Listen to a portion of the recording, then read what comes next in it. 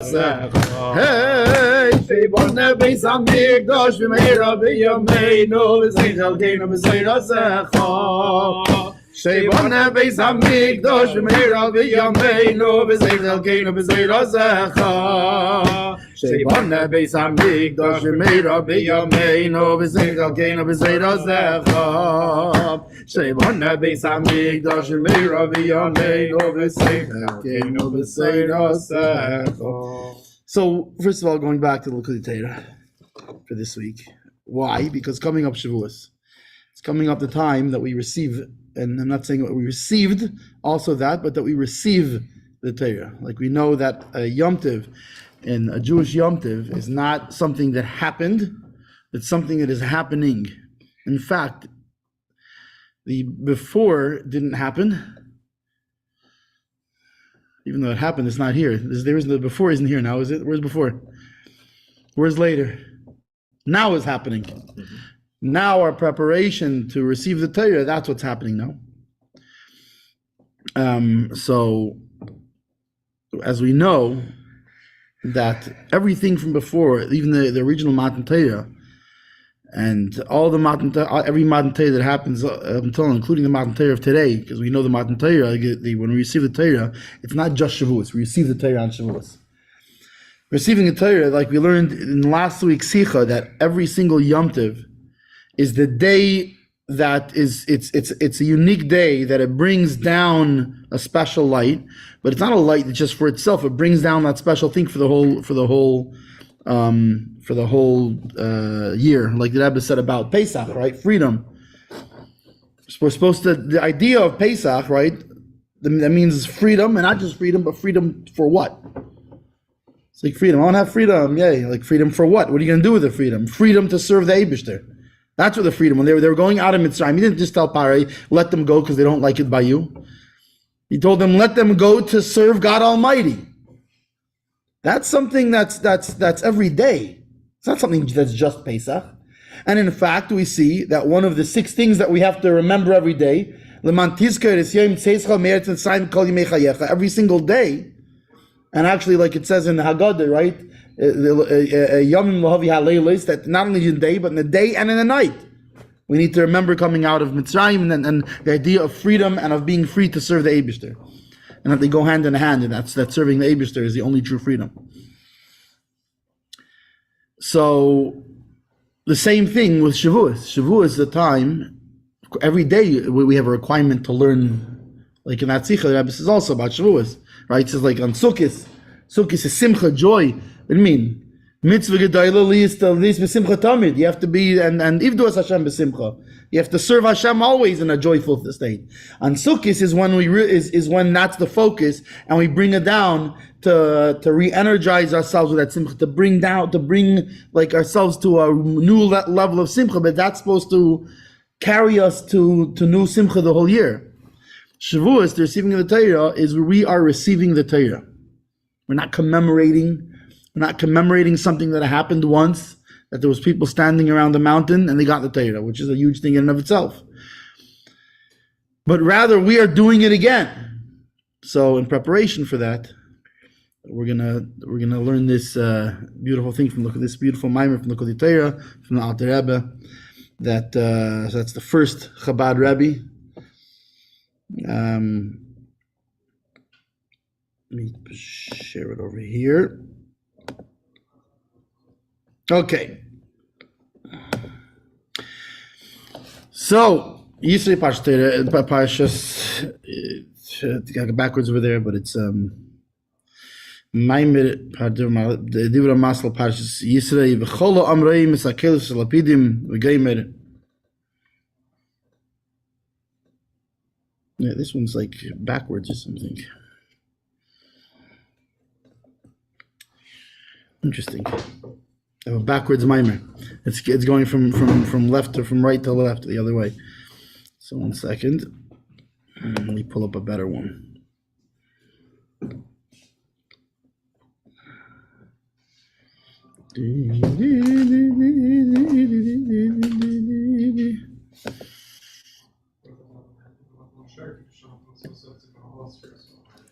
Amen.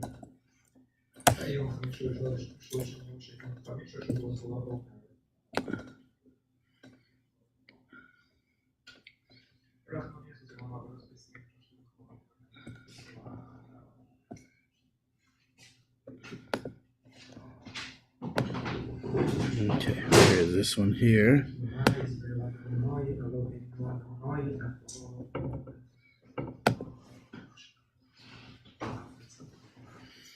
Okay, I don't think it's meant to be shared. But this is Torah Parshas Yisro. Whoever wants they can follow along without looking into it. Let me see one of the Hebrew versions. There we go. That's page 1, 2, 3. Perfect. I think that's everything. I think you got me. You got all of it. Okay.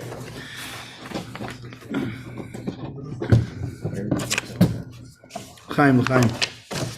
So first of all, this is in the discourse of a speedy and complete recovery for Yosef Yitzchak Mitzi Machasia and Rabbi Mendel ben Bela, and may the merit of our learning bring them immediate recovery, and bring everybody who needs a recovery, and bring a time where no recovery is necessary.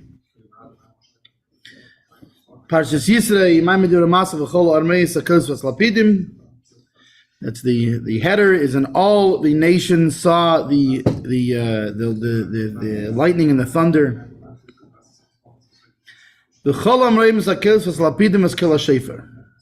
And all of the nations saw the lightning and thunder and the sound of the shofar. So why is he bringing the sound of the shofar? He's going to right now discuss what was the purpose of the sound of the shofar at the giving of the Torah. Now there's a purpose for that. There's a reason that he wants to discuss that. He doesn't want to tell you about the shofar. It's not. We're not going into Rosh Hashanah, but he's discussing what the purpose of the shofar at Sinai was, in order to then be able to explain us the point of what really happens by the giving of the Torah. What is the point of this giving of the Torah?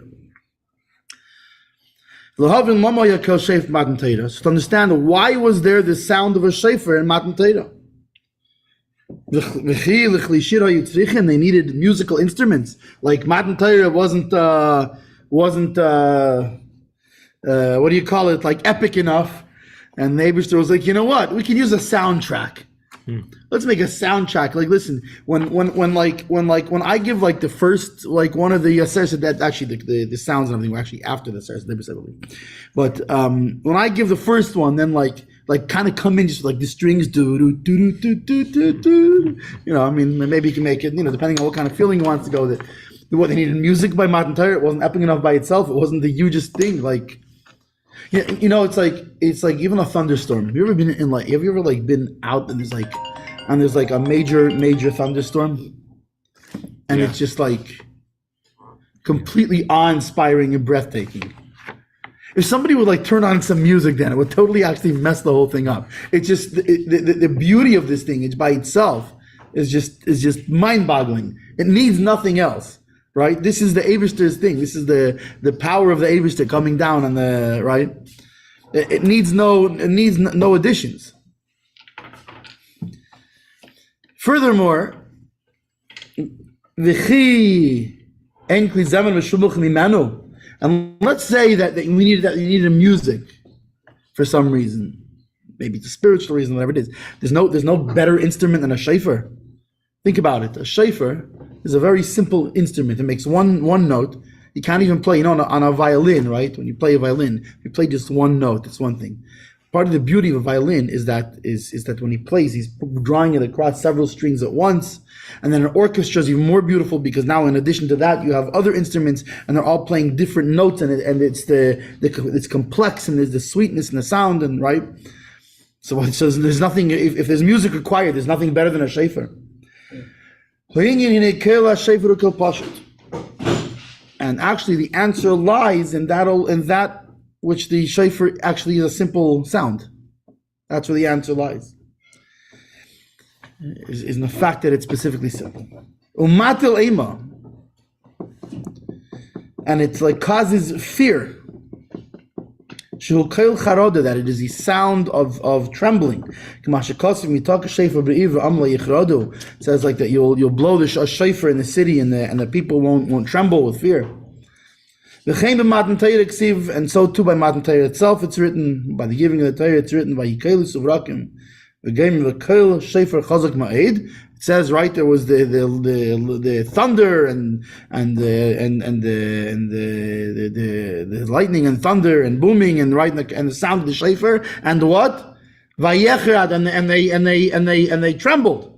So we see by the giving of the Torah itself, it was it was something that inspired fear. Yet strangely, even so, with all this, it's called a shofar. Why? Meaning beautiful. Al Shem, Shapru Maseichem, beautify your actions. That's what it's called. It says why. I think it's Medrash Rabbah where it says why is it called a shofar? Because it reminds us beautify your deeds. So why is it called beautiful? So the answer is Shuha Mamshich Tainuk, that it draws down pleasure. Even though the shofar itself down here on this world is not the most pleasant sound. It doesn't draw down pleasure. Just the opposite way around. It's a frightful noise. But it draws down pleasure. Shabayva al yodai, that in it and through it, nimshach lemata, it's drawn down below, liyes ishavus tainug, to be the existence of pleasure, ki hum bechinas mekera tanugim, because it is from the source of all pleasure. Meaning, the reason a shofar is not pleasurable down here, whereas say a violin is pleasurable down here, is that a violin comes from a pleasure that has to do with down here. On the other hand, I'll give you an example. I'll give you a good mashal for this. If I tell you a funny joke that you find very funny, will you laugh? Probably, right?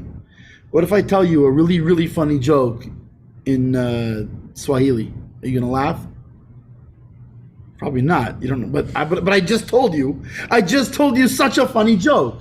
Yeah, but it's over your head. It's in Swahili. You don't know what I just said. Just say, Swahili. Yeah, it's our language from Africa. Oh, okay. I would say Italian, but you never know who's going to pop up and say, "Oh no, actually, I speak Italian." You know? Swahili. I figured I'm what do you call it? Hedging my bets. If somebody got up and said, "No, I speak Swahili," just, you take the computer, drop it, walk out. So the same thing. The joy of the shofar comes from the source of all joy, but this joy is so high that it's not a joy that we are able to sense and feel that joy. This drawing down from the source of all joy, of all pleasure. Actually, joy is the wrong word. It's the source of all pleasure. This had to be by Matan Torah, by the giving of the Torah. From the level of, with you is the source of life, the source of all pleasure. Meaning, up until the time of the Torah, when the Torah was given, the pleasure that was found down here on the world was only of this sort that relates to humans and their ability to sense it. But in order for the Torah to come down, there had to be a drawing down from the source of all pleasure, which this had never been before the giving of the Torah. Up until the giving of the Torah, there was never a drawing down onto this world from that level. And therefore, in order for the Torah to be given, that had to be drawn down. And this was through the shofar. What about Basi Lagani? Yeah. So he's returning to the garden that he was already at. This is true. That he was at when? He is that once he created the world. So wouldn't That's the Shechina going up and down. This is from the Makayat Anugim. This is actually higher than the Shechina. But I thought that's the highest level. Not necessarily the Shechina. There's The different Shechina, levels. there's different levels of Shechina. If you want to, it depends what But you I want, thought what you that want to that's call the whole- Shechina. That's the whole thing of And also depends what you want to call was drawn down here. That's another thing. he Because- was here though. He was here. I thought it was the highest level Shekhinah was here, and that's what's going to be in the law. But it explains also that, for example, which we'll explain soon in terms of, like, for example, when by mitzvahs, right?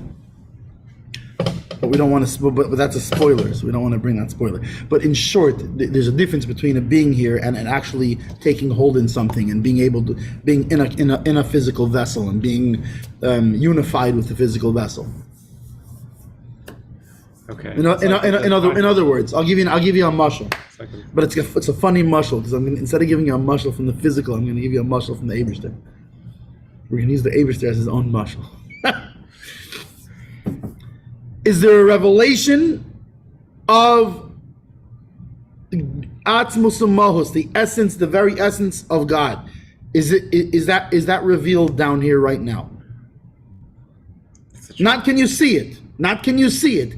Is it revealed in and of itself? And he a violation nisi, and I can bring you all kinds of sources that the Eibishter himself, he doesn't change from the creation of the world. He's everywhere, and he's everywhere. And the tzimtzum, like we know, is lav kipshuta. It's not literal that he contracted his light. What do you mean he contracted? He removed his light. He's everywhere. He's everything.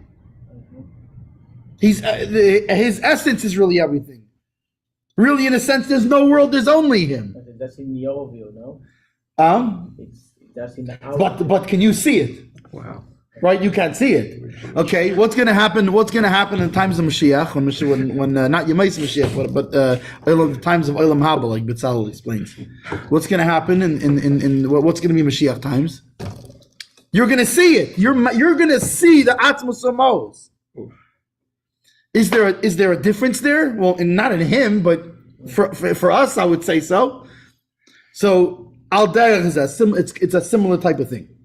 Which he's gonna explain now as he goes in. He's gonna explain the difference before Matan Torah, and what he's gonna explain is, and that's actually the whole point. So now that we got here, you know, like they play like 2 minutes of a show, but it's really just an introduction, and then they go into like the, what do you call it, the intro. Yeah, whatever. But first they have like a couple of minutes of something, and then they go into the intro. So that's what we just did. We just did this couple of minutes, and now we go into the intro. What this mimer is about is what does Matan Torah accomplish? What changed and what changes from Matan Torah? What is that? What did that what's the word, like pioneer, or what was the chiddush of Matan Torah? How would you say that? What's the innovation Novelty. of Matan Torah? Yeah, The new yeah. thing. What changed? That's exactly the question he's talking about. Oh, Nathan, you were miskaven to Alter Rebbe Shaila. That's exactly his question. That's what he's. You learned the mime already, yeah. So. So now the intro's done. Now we go back into the meat and potatoes of the show.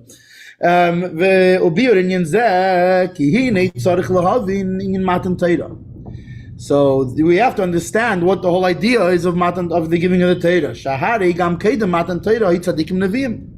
Even before Matan Torah, before the giving of the Torah, there were righteous people. There were prophets. Kamei Adam, right? Adam, the first man. Adam Rishon, Chanaich, Mr. Shelach, they were great people. Avram, then you come, Avram, this is right, he was also before the giving of the Torah.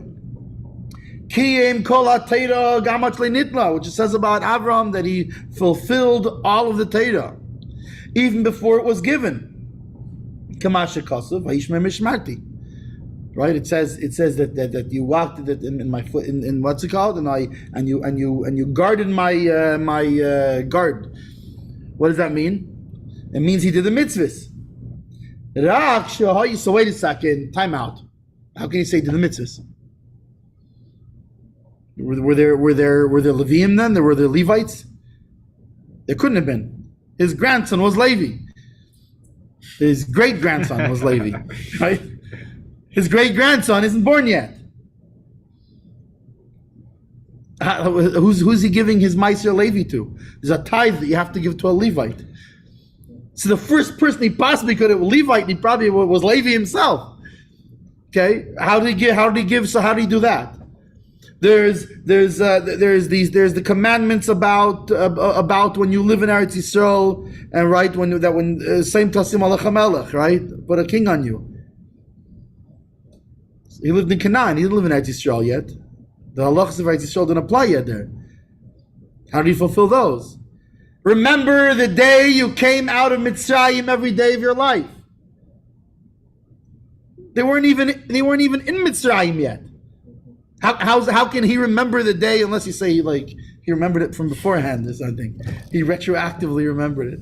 But the bottom line is, there's no way you could say that Avraham kept all the mitzvahs physically. But rather he kept them in a spiritual way.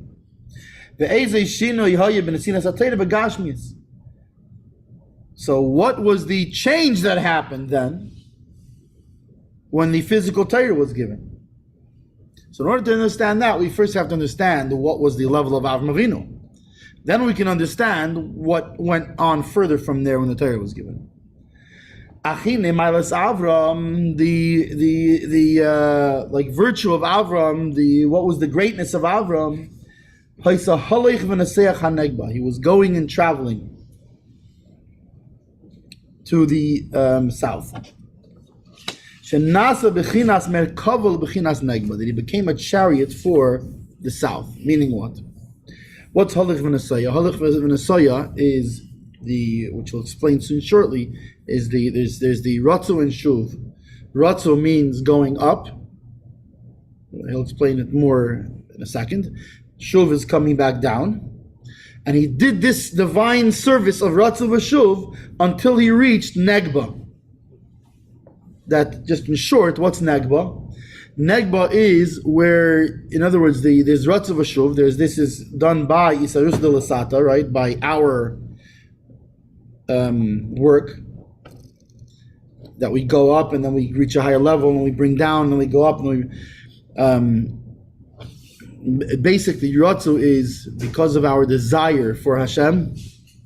We go up and we work on ourselves and we try to get closer and closer and more bitlavut, like excited and in our davening and our avodah to reach a higher level. This is Ratzu. Ratzu. Shuv is when you get to the top.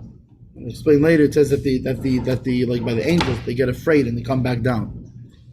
As it explains, it's not a bad. In other words, humility, not a bad thing. But also on the coming down, what they got when they went up, right? When they went up and up, but now they bring that new level down here to this world. So Avram, when he was working, right, he would reach a level. But then on the Shuv, he would now bring that into. And each time he would do that, it then became an inheritance to his children as well. Because that was the gift that was given to Avram, is that his avodah, his work became an inheritance to all of his children.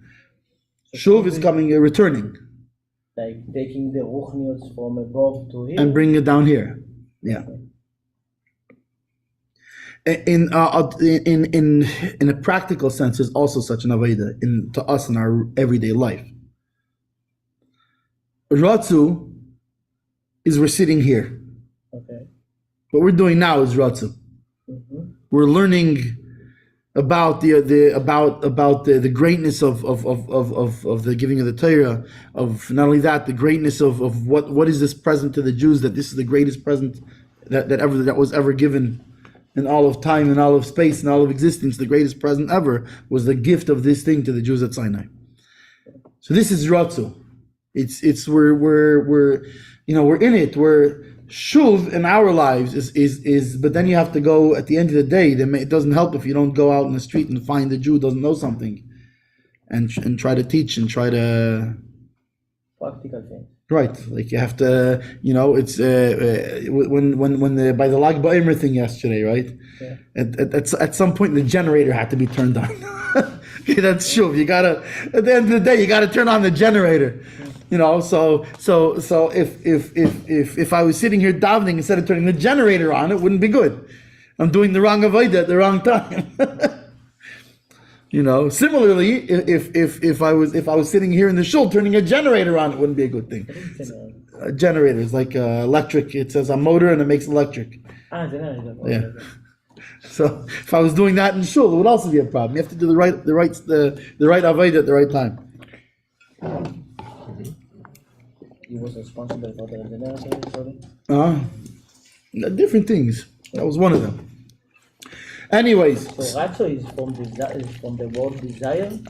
the ratzo is like no, it's actually from ratz, running.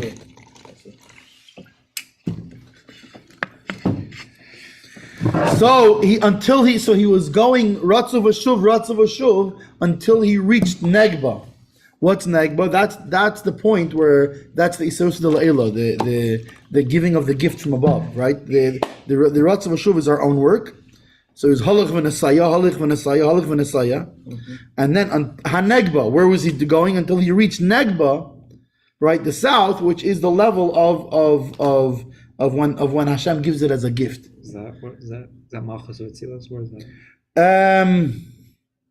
You could say ultimately it would imply from later that it's actually Malchus of Ein Sof. What's Malchus of Ein Sof? Yeah. There's Ein Sof. There's Malchus Yeah. of Ein Sof.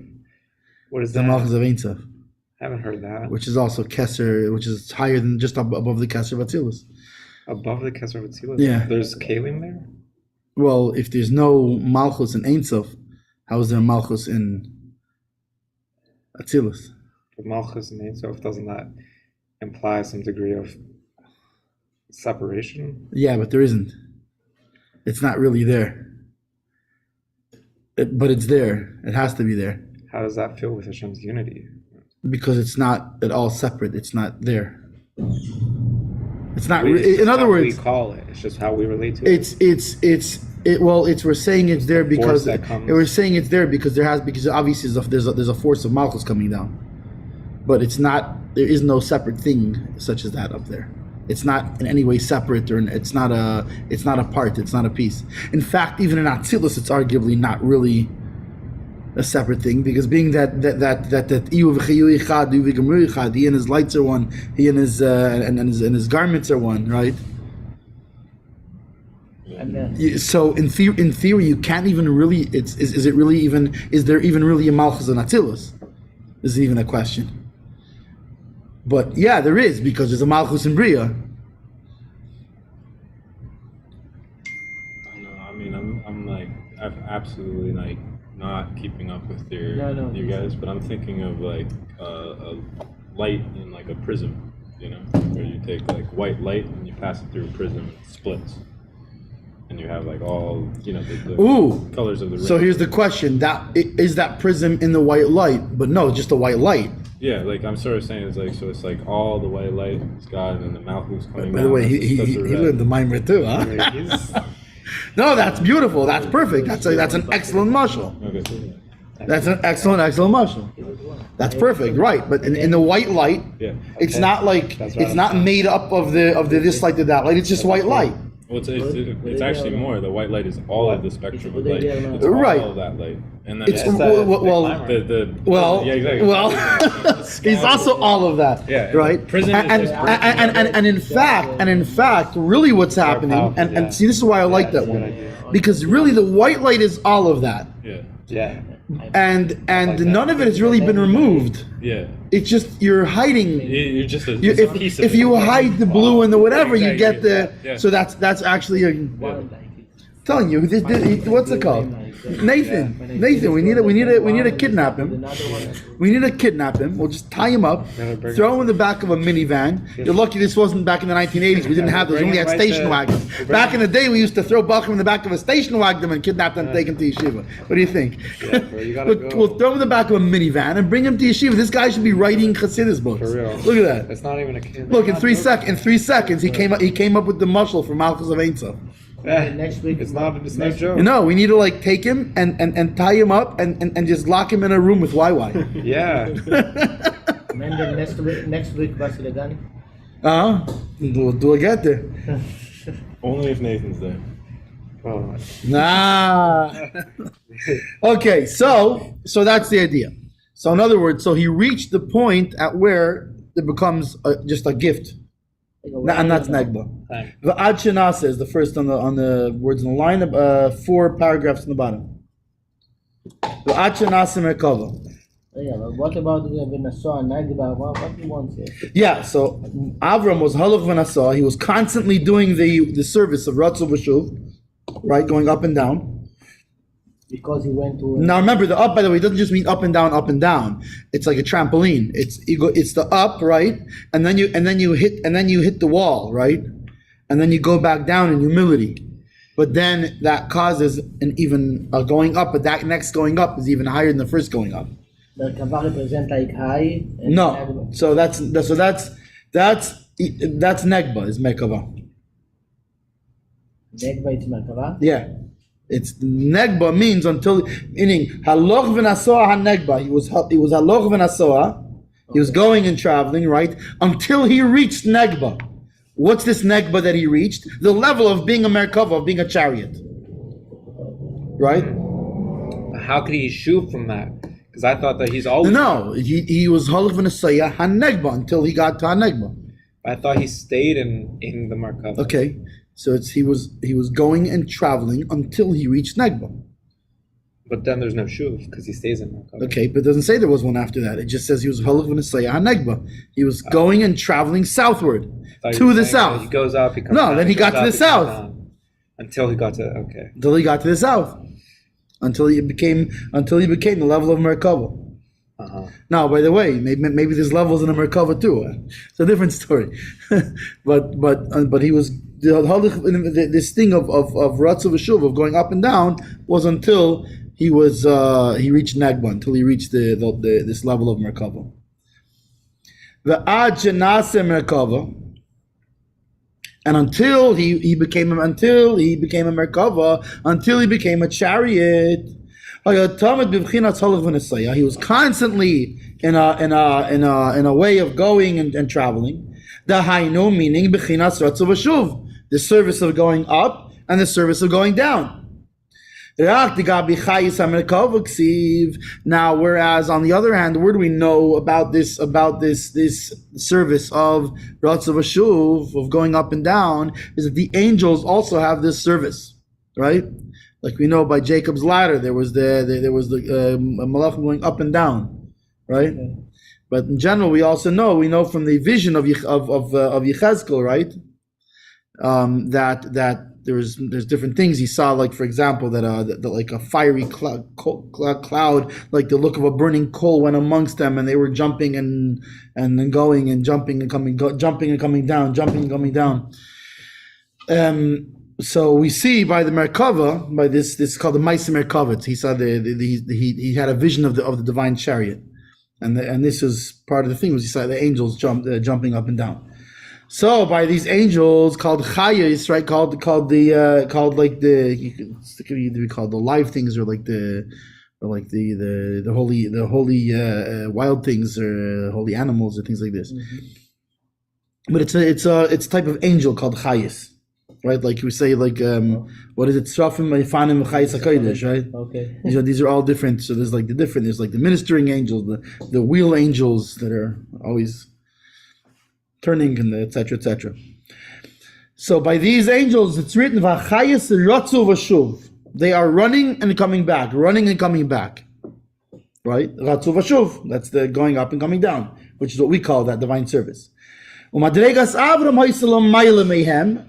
Abraham was the same type of divine service, but it was higher than the angel service, and by him it was called haloch v'nasaya, going and traveling. But it was the same. But it was the same idea. It was the same idea. So now that we understand that this was the Mila of Avraham, this was the greatness of Avraham, it's important that we understand what is Ratzu v'shuv. What is the Ratzu v'shuv by the angels, and what was Ratzu v'shuv by Avraham, and what is Ratzu v'shuv by us. That's the next thing to understand. But in order to understand that, we're not going to understand it looking like this. So, l'chaim This is l'bracha. Hadama, right? Hadama, yeah, it's the only nut that's a hadama. Wow. You can say that. Factoid, I did not know that. Yeah, the other ones are all eggs. Only nuts. It's not a tree nut. Ready? All the other nuts are tree I thought nuts. about it. Yeah, they're tree nuts. Get a new fresh one. The bracha. Glad I was able to teach you about the nuts. Yeah, I learned. All kinds of nuts, man. Bro, we're gonna get you. You're gonna learn all the brachas, bro. You're gonna have them down pat. Yeah, man. Because I had the loftier. It's like, actually like just from memory the other day. I don't know, but why? It's like the beginning of a song. Trader Joe, I don't know. My wife made me go. Trader Joe, my wife made me go. All right. So, Mendel, I think that you need to give more explanation about it's too. I don't have to. He's going to do it. He's going to explain, you know. This is so. Okay. It's too high for me. It's very simple. I needed It's this. very simple. What? A Merkava, a chariot means that Avram became a vessel Okay. for the divine light to come down here. Like it says that Avram was the chariot of chesed, of kindness, right? You know, chesed, gvur, tiferes, right? There's the different attributes. Okay. In Atzilus, right? In the highest of worlds, in Atzilus is the attributes of kindness. And this is all the way up where he and his attributes are one. And they come down here. How do they come down here? Through the vessel. A vessel, a kli. Yeah. Yeah. Holder of water. He was a tool. It was a kli. He was a vessel to bring down. He was a vessel.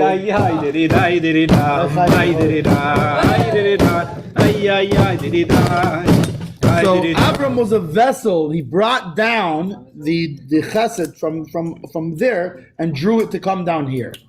Why? Because his main avodah, his main divine service was in chesed, was in kindness, right? Yitzchak, right, which also equates to Avas Hashem, the love of God.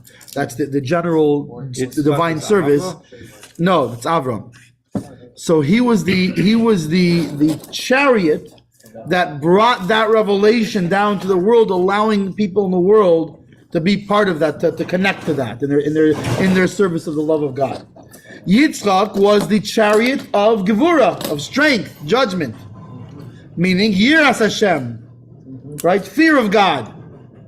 So that he was the channel through which that light came down, just like a rider rides on a chariot. So, okay, the rider's riding, the chariot takes him there. So he was like a vessel to bring that down to here. Yitzchak was a vessel for that. Yaakov was the vessel for Rachamim.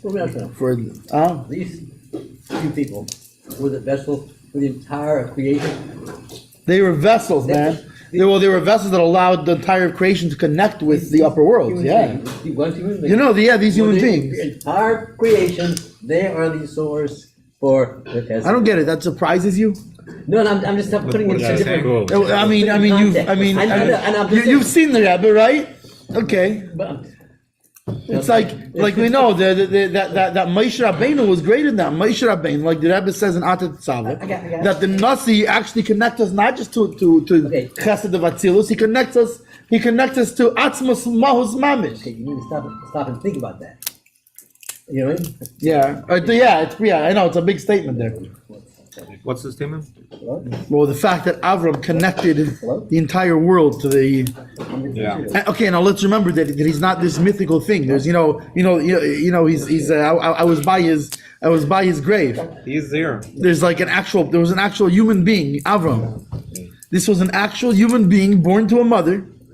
He did it. He pulled through. Born to a mother. Born to a mother and a good for nothing father. What are you talking about? Avram. His father was He was an idol worshiper. Came through so. Came through. Slecht maneuver. We know about something about his mother. What is our mother? There. Mother, she was the one who made the chicken soup when he wasn't feeling good.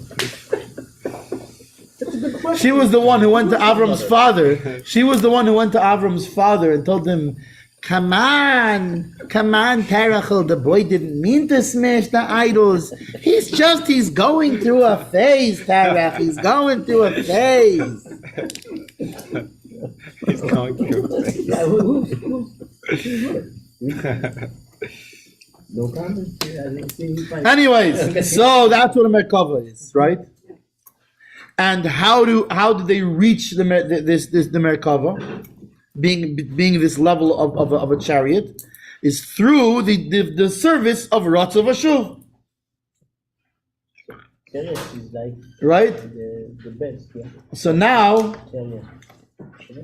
Is chariot, this is you become a vessel for God Almighty to bring His revelation down here on this world. is there gonna be a fifth wheel for Mashiach? For real. What? Is there Fifth gonna wheel. be a fifth wheel? So, how do you reach this level of a chariot? How did he reach it? He reached it by going up and down, by this Ratzav Ashuv, which he's going to discuss now. Of how. So now the title of this show is How to Be a Chariot. How to become a tool.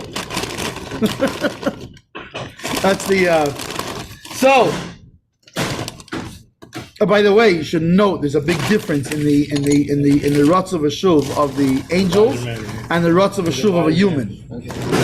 There's one primary difference, I'm just gonna right? focus on myself. Shmuley, what's the primary difference between the Ratzav Ashuv, the going up in the divine service, going up and down of an angel, and that of a human being? The angel's forced to. Yeah, an angel's forced to. An angel doesn't have the choice to do it. An angel, that's just part of what he does. His Ratzav Ashuv. As a matter of fact, it's not even an avodah. It's not really like I mean, they work, Just but like it's on a roller coaster ride. yeah, it's like their gears in the machine. Is this like an apt comparison in the way that like a beast has no godly soul, that like a angel has no animal soul? Yeah. Well, he has no body. Yeah. Does he have a soul? Yeah. An angel has a soul. And he has a body, but it's not a physical body. Yeah. Okay. What's Because the he's not in a level. He's not in a level of material physicality like we think of it. He has. Now, by the way, compared to Atzilus, he's actually a totally physical, material being. But compared to us, it's what humans like. Even an angel is so high because what a human calls spiritual is actually really physical things. I'll give you an example. Yeah. Humans call like something like a psychic. They think of that as spiritual. Yeah. No, it's not. It's thoughts, which There's- aren't material. Like They aren't physical material. things, They physical aren't things. thoughts. Okay. Thoughts are not made of molecules. No, well, I mean, yeah. No. Your brain is made of molecules. Yeah. The thoughts in your brain are not made of molecules. And one of the reasons science has, so we actually discussed this in last week, Sicha. But the reason that science sometimes has a big problem with understanding thought and mind issues, right, is because they are only looking at thought in terms of how it is traveling within the electric pulses of your brain. But see what's happening in your brain, like we learned in Chassidus, is there's actually a somewhat spiritual force going into a physical brain. Yeah. Because the thoughts are, and they're creations too. It's a lavouche. But a thought, to the point where when you think Torah, you're actually thinking something from many worlds up. But it's going in your brain. Yeah. Okay, so what happens in science? They're trying to think of only how it travels in your brain. Yeah. They're not understanding that the thought, and not only that, they think of a thought as It's all something. from a sham. It's all a sham. It's all a sham. Okay, but then I'm telling you the problem with why science doesn't understand this, because science is limited to this world. Science is limited to this world. Okay, so and then not only that, they're limited to physical, material things that they can measure, and you can only measure things with other physical things. Although it's not true, because some people have discovered that you can measure thought with thought. Ooh. Anyway, that's for a different time. But the problem is you're trying to measure something. So all they can measure, for example, when they think of a thought, they don't think of a thought as a thing that exists by itself. They think of a thought as something that's in your brain. From the time we were lizards. But now if I tell it to you, now you have it in your brain, and that's how a thought goes on. It's only because it's transferred from one physical God brain gave to you the another. thought. But a thought doesn't need to be in a brain. God gave you the thought. For example, how about a guy who wakes up in the middle of the night and he had an idea? So whose brain did that come from? HaKadosh Baruch Hu. Yeah, that's exactly what's wrong. Okay, so Ready to anyways, take it on. Go, brother. so I know, but I was ready for that too. So I was ready for your We're ready. here for you, man. So anyway, so that is so the angels, they are a creation, but there's a difference between a creation and a physical material existence. That again, even down on this world, in the world of Asiya, even in our realm, right now we have thoughts flying back and forth. And no, those thoughts are not just electrons coming out of brains and sound waves coming out of our mouth, and then I cause electrons in your brain. There are thoughts that are being transferred. In fact, have you ever seen people talk to each other or know each other very well? Yeah. They don't even speak. And they'll say like 3 words of what's it called, right? But like I get it. Yeah. What do you mean you get it? He didn't say the words. How did you get it? But you know. No, because like I beamed it from like my brain to your brain. Yeah. Right. Because you're both of them. You know? waves. That's why. Yeah, or like, you know, more. Do you remember, like by the Fabrangans, and you were like amongst thousands of people, and the Rebbe would look at you and give you, and the Rebbe was saying l'chaim to you. I was never simple. If he did, you know, I was never. Sometimes you would do it again, like stop. You would stop if you wouldn't. I Like, know, I did. I don't like to sit. So, how do you know when you say l'chaim? I thought I want. You know what I mean? He's looking at a lot of people. He's looking at him, and I think he was looking at me. You know, maybe that. I don't know. Anyway, yeah. I remember when he was looking at me. Okay, good. I mean, No, he was looking at you. Anyway, there's a lot of such things. I could see your soul. But anyway, so the angels don't have. If the one thing they don't have that we do have is free choice, right? So that's the difference. Is that an angel doesn't choose to do Ratzav V'Shuv. An angel doesn't have free choice. A human chooses to do Ratzav V'Shuv. So now, what is this Ratzav V'Shuv that we're supposed to be doing? Hine Ksiv, we can understand this by understanding the pasuk Oisei Shalom Bimraimov. Right? You know that one? Oisei Shalom Bimraimov. Yeah, exactly. Oh, yeah. So when you understand Oisei Shalom Bimraimov, you can understand Ratzav V'Shuv.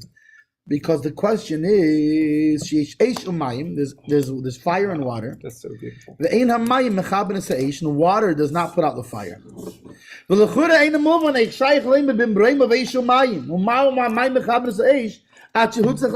Wait a second. What fire and water? We're talking about the angels. Right? On high, by the angels, he makes peace between the angels.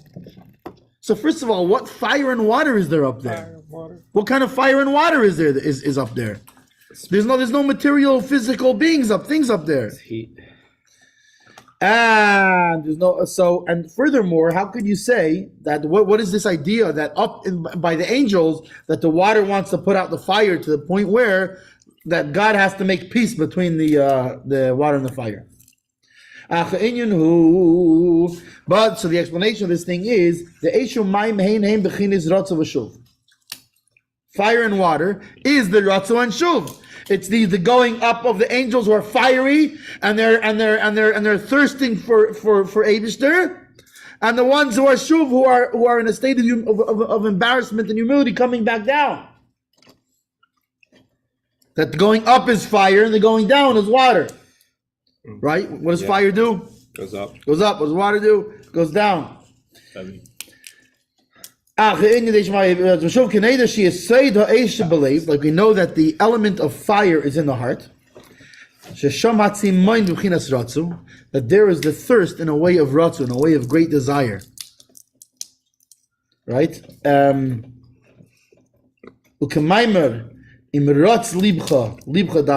Like it says, if your heart is running, if your heart is beating, it's beating fast with excitement. Your heart, because that's where the fire is, right? It's like you know how we say like a fiery passion or right? Yeah. When you're excited, when you're right, or a passion, a fiery love, or this kind of thing, right? Fired up, yeah. There you go, fired up. V'hainu al yedei bina liba. So now he's going to talk about what. So now he's going to talk about it in terms of in our divine service. What does this mean, us in our? So that's by the angels. By the angels. So first of all, he doesn't say it here. It's in other places in Sefer Yitzir and other places. So I'll explain it outside. What is this going up? What is this fire by the angels? Here, interesting. By the angels, it's that they see their life force, right? Which is already super exciting. The angels see their own life. They see their own life force, which is Malchus of Atzilus. Which I thought the Yehudim are Malchus of Atzilus. The life force of the angels is Malchus of Atzilus. Which actually everything's life force, right? That's what created the world, was through the 10 utterances. That's Malchus of Atzilus. Malchus of Atzilus. I thought the Yidden soul. Yes, also yes. Knesset Yisrael is also Malchus of Atzilus, and the Shekhinah is also called Malchus of Atzilus. They are one and the same. They are one and the same. That is why. Is there going to be a time where we can transcend all of the spheres? Yes. In Chassidus, it's like. What do you mean? It's going to be.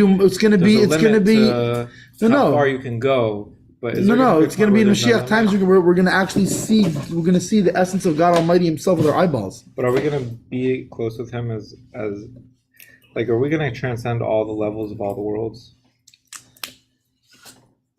Yeah, we're going to be in His essence. We're going to make it to His essence. It's not that we're going to transcend all the worlds. It's even greater. We're going to make all the worlds be one with Him. Where the whole idea of the world is to reunify with Him, to become again one inseparable. And knowing that we're inseparable and that we're one. And the truth is, by the way, it's already like that. Like I said, it's just that we can't see it that way. It's really all just Him anyways. It's already just Him. What do you mean transcend? Why do you have to transcend? You know what it's like? It's like the kid standing on the top of the mountain going like, are we ever going to get to the top of the mountain? Nathan, you're at the top of the mountain already. You just don't see it yet.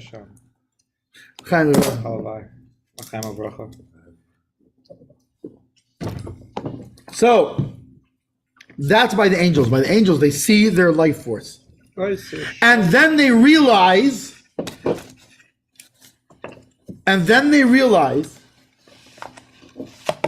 that their life force has a life force, and that's Malchus of Ein Sof. And they don't know what it is. That's what causes the shuv, actually. So they go up, and they see their life force, and they go up, and they want to go closer and closer to it, until they realize that their life force itself is nothing, essentially. Until they realize that the Malchus of Atzilus is nothing, and they realize that Malchus of Atzilus itself is enlivened by him himself, but they don't know him himself. They don't understand him himself. It's too high for them to understand. It's too high for them but they know it's there. So that's why they freak out and they get afraid and they come back down. That's what causes. Anyways, so what is it by a human? How do we do that? How do we come up to him? Same thing. By coming the closest to what we can understand, and then realizing that all that we're understanding is just an allegory. It's not even. We're not seeing Him. And by the way, and then what really should make us want to do every single mitzvah we can try to do is when we realize that Mashiach comes, we'll actually see Him Himself, not just the allegory. We'll actually see Him Himself. Yeah. But the Hainoi they've been libam sheyasim al liba vizbain bigdulas ein sof baruch shmei kain hu shkemei kain hu ein kishmei kain hu.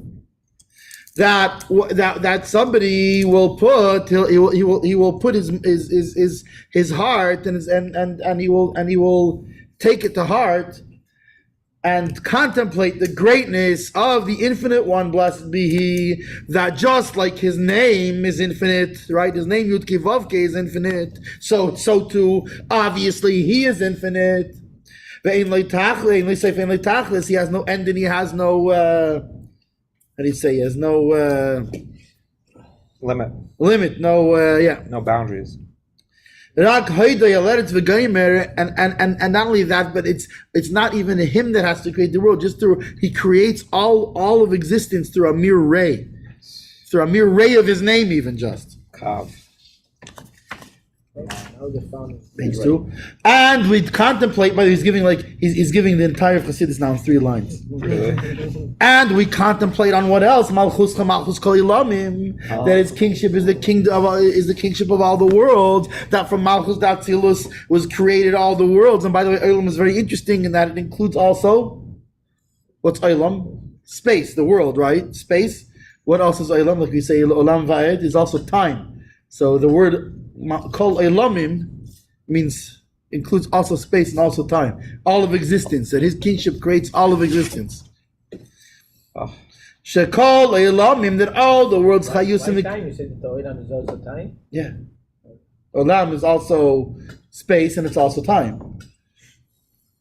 Shekol, that all the world's Chayusim Kiyumim Masavusim Ayin Layesh. That all the worlds, their enlivenment and their being and their I don't like establishment, it's a bad word for it, but their continuance and their being from nothing into something is all just from Malchusa Yizbarich, is all just from his kingship, Shehi Bechinas Ha'ara B'Alma, which is just a ray. His Pashas Lizulasai, it's a spreading out to somebody else. That doesn't touch his essence, so to speak. Now, why does he say so to speak here? Because what do you mean? It's an expression to his fellow. He has no fellow. There is no other. So it's not. How can you? It's not an expression to another, because in other words, the other is him too. It's all him. That's why he says kavayachol, so to speak, like as if, because it's not really a hispash to somebody else. That's part of the allegory. Is that, for example, a king or a flesh and blood king, right? That's not clear. Like shekol olamim. No, biglav shehomer et hakol b'kitzur. Yeah. He's just saying malchus kolam, etc. Shekol olamim chayutam v'kiyumam v'tavutam me'ayin liyesh hu mibchinat malchuto yitbarach. Which his malchus is just a ray. It's just an expression of somebody else. Just like how does it work by a king? A king gives his command, right? A king gives his command. That's not the king himself. It's a connection to the king. He's telling you what he wants. I thought the will of Hashem. He's telling you what he wants. No. Your mom, that's Hashem himself. Yeah. It's his will. But it's also his speech, and because what happens? Okay, here's what happens. If I read your words, what do I gain access to? Your heart, your thoughts, your will, yeah. Your thoughts. If I gain access to your words and your thoughts, what do I gain access to? Your will, especially when since the Eivishter is a good boy and he's honest and he's actually telling us what he wants. Because in theory, I could write and tell you something that I don't want. I could, but the Eivishter is true. He's and he loves us, so he just always tells us the truth. We just trust the Shem. And so you open the Torah, and the Torah is literally God talking to you personally, telling you what He wants. So that's why you connect to the will. Which, if you remember, what were we talking about? What's higher than will? Pleasure. And what were we talking about before? That what had to happen for Matan Torah to have to happen? A connection to the source of all pleasure. So it's all being connected here. His innermost. Yeah. Innermost. Chaim Levrocha. His innermost one. Chaim Levrocha. Chaim Levrocha. So. Kihu Kaddish Muvdal, because he is exalted and separated, Migader Almin, from the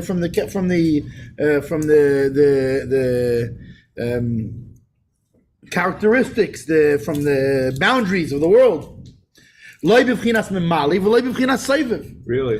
Meaning he's separated from the light that fills the world, and even the lights that surround the world, he's completely exalted and above from. Even the Soviv Kol Almin lights, the lights that are too high to even be in vessels, the Tayhu lights, he is exalted and removed from. Wow. And not only that, to the point where the Soviv Kol Almin, us and the Soviv Kol Almin is the same level to him. But can we No, you can't. No, you can't, because you're connected to him. How can you transcend him? Just save him. There's nothing to transcend. The only thing that transcends him is him, and he's doing it all the time. And so are we. We're always transcending. Yeah, every day. Transcend. Now we just have to connect to that transcendence. Way up. We were born transcending. Born transcend. Yeah. And then when we were 8 days old, they chopped off the only thing holding us down. So then we really were transcending. Level up. Anyway, so Asher Al Kain Techala v'Sichsiv Nafshay, when he Yo, my Can't son say just what? got a name, level up. La'alot me'al, Hashtag no limit. transcend, go Yeah, up that thing beyond. holding him down. It's gone. We took care of that. It's gone. Asher Al Kain. So now when he does, when he, meaning when you, when we, when me, and by me I mean all of us, right? Like the Mateo, that when we learn Chassidus and we learn about Malchus Kol Yolamim and what does that really mean, and as we know, that's the Alter Rebbe's Mamarim and all the Rebbe's Mamarim are full of this information for us, for our education and entertainment, right? There's so much Chassidus. And to teach us more and more about these things. And when we go and we learn about his kingship, is the kingship of all the worlds. Yeah, okay, nothing important. I have to make sure after 10 that nobody's like texting me to open the doors.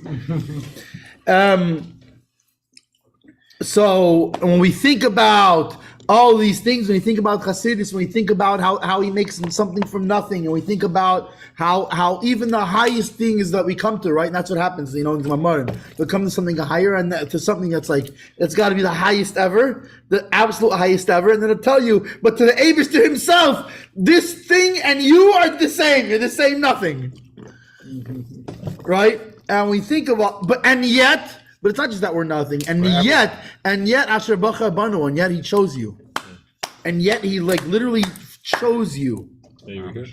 chose you, Made you. How do we get made so you, and lucky? chose you to do his mitzvahs. How do we get so lucky? I don't even get it. Nathan, I don't even know. it's not luck. We're just that guy. Yeah.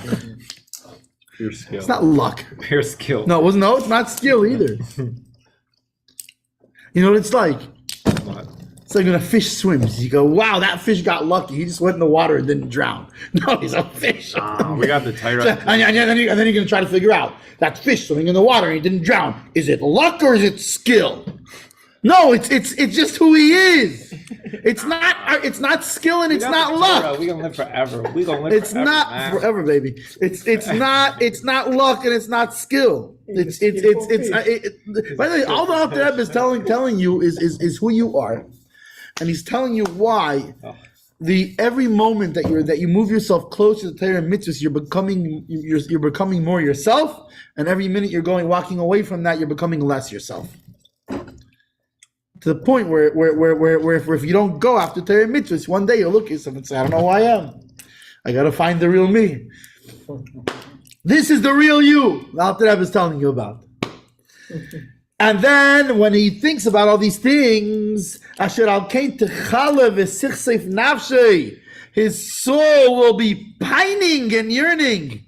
I love pining, it's the Monty Python word. Pining and yearning to be included and nullified in the infinite light itself. Mamish, literally, ledavka bei mamish, to just become one with him completely. And this is why these angels are jumping up and down. Now he's swapping back to the angels. This is why these angels are coming up and down to be when they realize that there's this life force coming to them from the holiness of the infinite light of the light of the infinite one, blessed be he. Shein le'soif v'tchila, he has no beginning and end. Harihem bayarim k'mari lapidim, like it says in Yechezkel. They burn like torches. With intense desire. to be included in him. Ki hi misaleches bin achayis, because she goes between the. I'm gonna make a song again. It's gonna be called "She Goes Between the Animals," but it'll be like a song talking about the chariot. Yeah, she is going between the chayis. Who's she? Very good. Why? See, why she? Because Malchus. We said who's the life force? Malchus of Atzilus, the Shechina. She. Oh, it's so beautiful. Who else is the Malchus of Atzilus? Jews. So, but I thought we said Shechina is Malchus of Atzilus. Which one is Malchus of Atzilus? Yes. Yes. Because we're kulachad. Kulachad. Yeah, the souls and the souls and the Eibishter are one. And the Eretz Yisrael. And the Shechina is one. Right? Eretz Yisrael too. Yeah. I'll tell you, of course. In fact, it's the Torah that makes us one. Ki masalechas, because she is going between the chayes, between these angels. Shechayes hanimshach lehem hi misalechas tamid b'chinas ratzu gamkein. In other words, they're realizing that their life force is going in a way of ratzu. That Malchus of Atzilus just wants to be included in its life force. They're realizing that the thing that they wanted to be included in is itself just coming to be included. Does Malchus of Atzilus have its own consciousness? Do the angels have their own consciousness? Yes. In a sense, I mean, it's not like a human consciousness, though. But is there like a pulsating? Malchus of Atzilus, it's not really. It's hard to say it's a consciousness of any sort, really, because it's because in Malchus of Atzilus, it doesn't know that it's separate. It doesn't know that it doesn't have its own identity, really. Whereas the angels have, so to speak, an identity of their own of some sort. Like there's it says Yesh Misha'ayev, there is who is loving. Like I love so greatly, but that means you. Whereas in Atzilus, there's no me. It's Mamash Eibishter, but at the same time, it's like a fire it's a fire automatically. It wants to go up and be included in its source. But it has a want. Well, it has a want. It has a nature. It has a nature. It's a nature. You can't say it has a want, because a want is like I can then also choose to not want. Maybe it's like a tree wants to grow. Yeah, like does it want to grow? Does the fire ever go down? Like is there ever like a tree that's depressed? That's like, you know what, I don't want to grow. Maybe bonsai. Yeah. So what it means, the Shechina, she's in the B'chinat Ratzo. Yeah. The Shechina itself, she wants to go up. To go up. In other words, Malchus of Atzilus wants to go up to be included into Malchus of Ein Sof, into its own source. It's not that Atzmut, it's like that's the Shechina. Yeah. Just. No, it's okay. That's no. But at some point when you're learning Hasidus Chabad, you have to. It's like right, just the Shechina. But remember, remember, it depends if we're looking down to up or up to down. You're looking up to down, right? Connect us.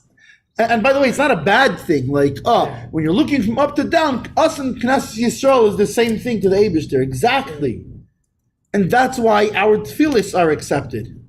Realize that how small and nothing we are, but guess what? The angels and the everything and all the worlds are the same nothing to him. Yeah. So, but he's choosing. Yeah, he's all the angels are. We're not nothing to him. We're something to him. It's the other way around. We're actually the only ones that mean anything to him. Okay. I think we're nothing. Well, the angel doesn't have a choice. It can't do nothing. It can't do anything else. What does he care? Nothing. It doesn't mean you're not important. It's like you're. Meaning you're non-existent. Yeah. But by the way, at the same time, you're also everything. In other words, he made this whole world. So why did he make a world then? If he doesn't need any of it, he made it so that we should do one mitzvah. So we should sit here and talk about it.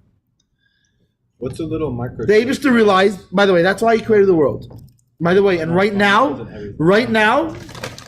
I'm not even talking about by Tchias HaMesim and by any of that. What? Right now, we are doing it. We're doing it. No, this is it, by the way. It's not even about Mashiach. It's this right here. This is what he created the world for.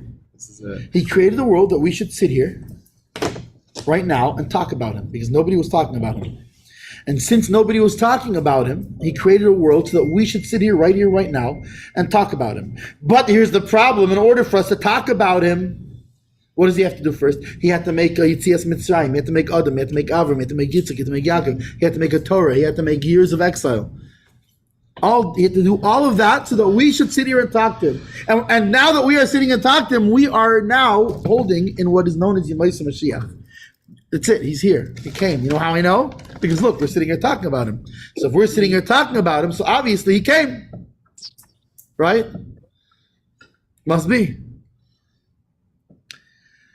So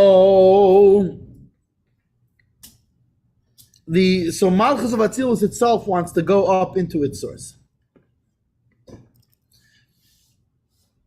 And also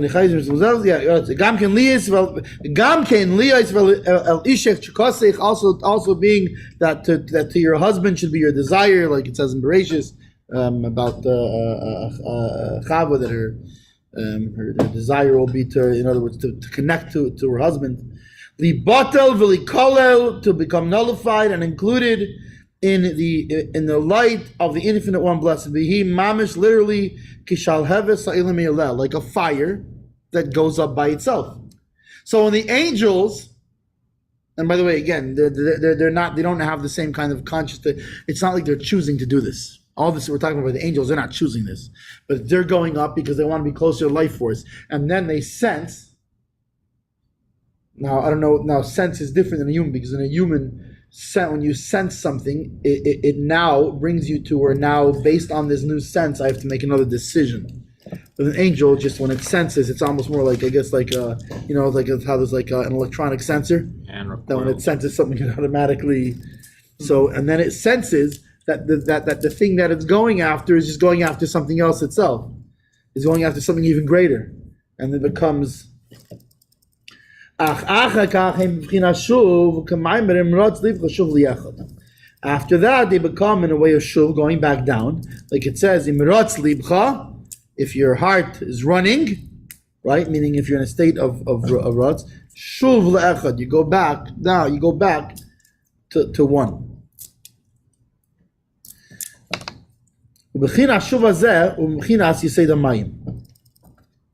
And this going down is from the element of water.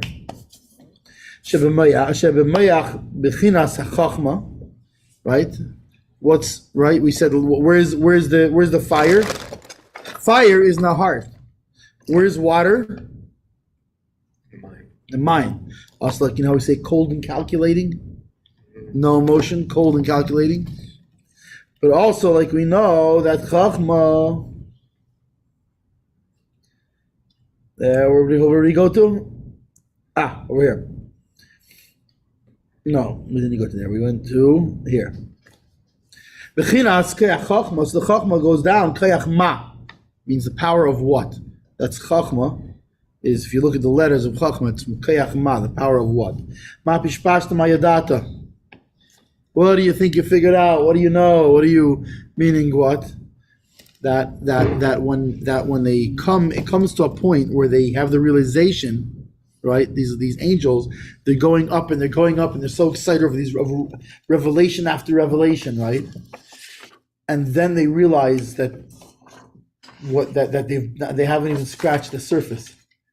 That the whole thing that they understood is basically just an allegory for him himself. Right, and their mind is just like blown by this realization. They realize when they've reached the height of their understanding, they realize that their realization is, I know nothing. I don't know anything. He's so great. I don't know even anything of him. Now we talk about the angels. Yeah, he's jumping back and forth between humans and angels. Right. Well, the truth is, he's talking about both. Isn't this the same thing? It's the same thing by us. Is we're going and we come, and then like Malchus of Atzilus, and what do you call it? And what Atzilus now comes down, and then we realize and then we talk about this and that Adam Kadmon, and then even Ein Sof. Yeah.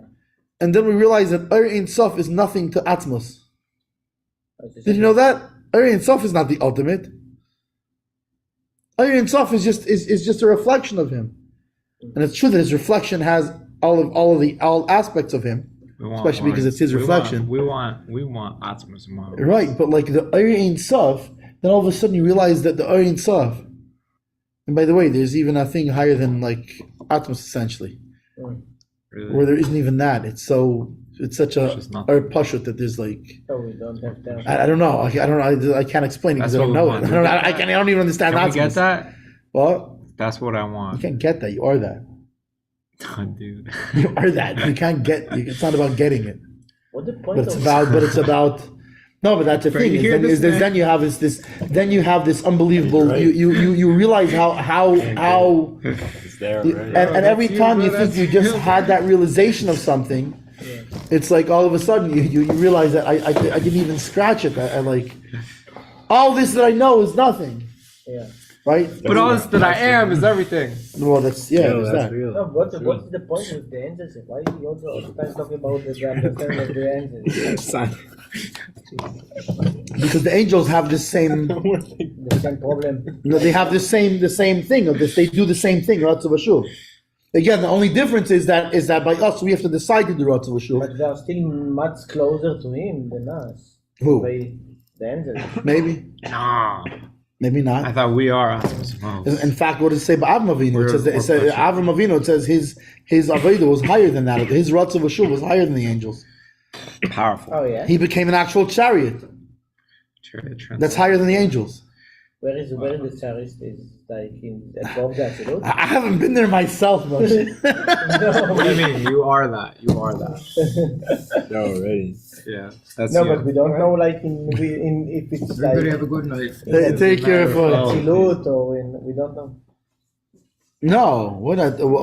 No, he became a chariot for the midot of Atzilut, but that's higher than the angels. The angels are only in Bria, Midot of Atzilut, and the angels. so he became the connection between Atzilus, between Chesed of Atzilut and the world. Yitzchak was the connection of. That's why there's the 7 shepherds. What? The 7 there? You know, Avram, Yitzchak, David, Moshe, David, etc. Yeah, The Torah, like the Shevaroim. Each one is for one of the is for a different thing. For what? All of them it's here. It's מתחת, So they were on Under all in that Merkava. foot, no? So Avram was the Merkava for Ahavat Hashem, for love of God. Okay. Yitzchak was the chariot for fear of God. Yirat Hashem. Charity, you talk about Merkava? Huh? What is Merkava? Merkava. Each of them is another charity, is another Yitzchak Merkava? is for Avat, is for Yirat Hashem. No, Gvura. just one Gvura. Merkava?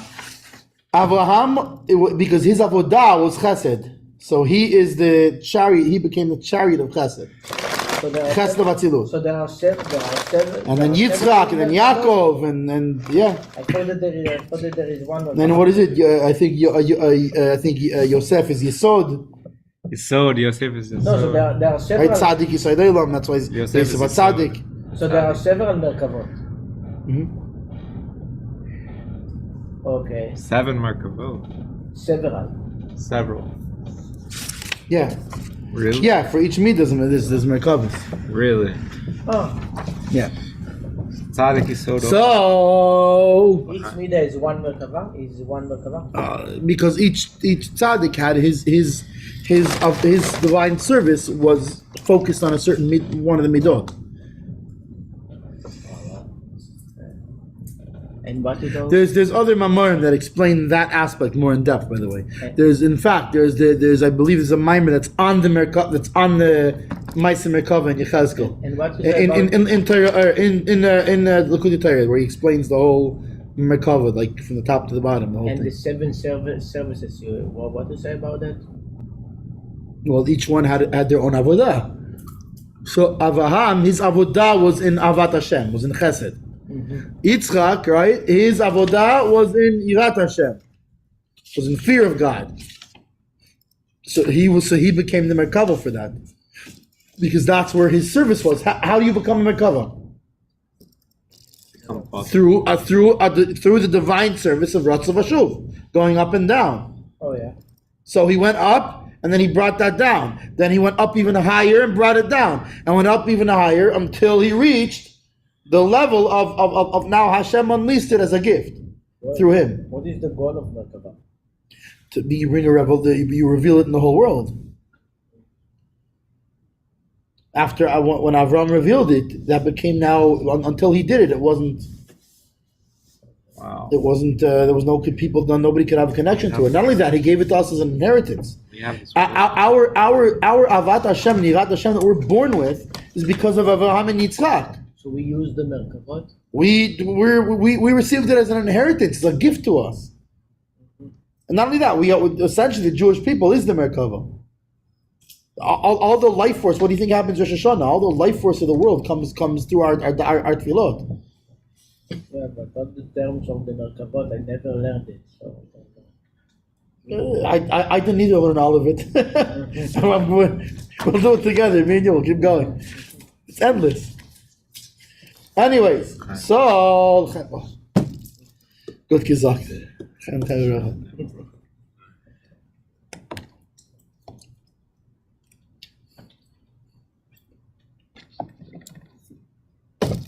והנה בבחינת השוב ובבחינת מדרגה זו אין המים שבמוח מרנס הצימון שהם יסוד האש שבלב.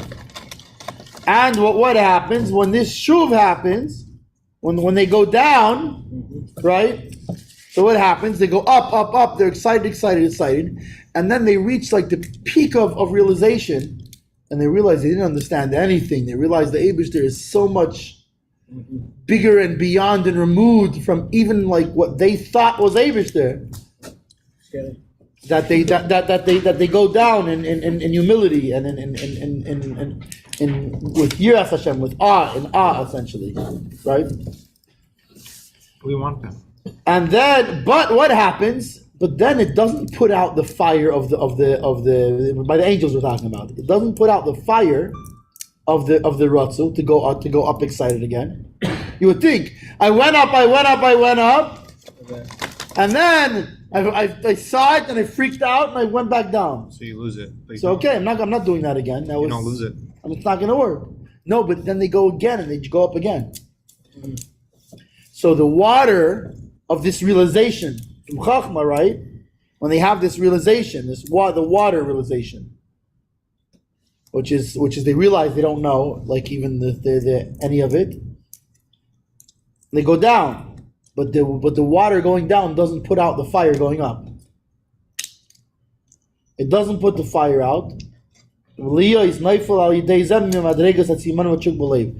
don't fall off of the thirsting and the thirst and the yearning in the heart. Because the heart is able to, like what do you say, like this gaber, to strengthen itself again, to like rally the troops again. B'vchinas eish v'tzima, and again in fire and thirst. And not only does the fire go again, not only do they go up in a fiery flame again, they go even stronger than the last time. I lost you. They went up. You went up, They and then didn't light the fire. they went up with fire, right? And then they didn't light the fire. They went up and they didn't light the fire. No. No, it's not about lighting the fire. The fire is what goes up. Okay. So They're being attracted up. okay. Yeah, and then they reach this level, right? Where they have a realization, because what are they even thirsting towards? They're seeing the revelations, or they're feeling the revelations of Malchut Atzilut. Okay. And then they're realizing that Malchut Atzilus is just a creation. Okay. And it itself is just yearning to be included in its source. What is yawning so? Yearning is Chukah.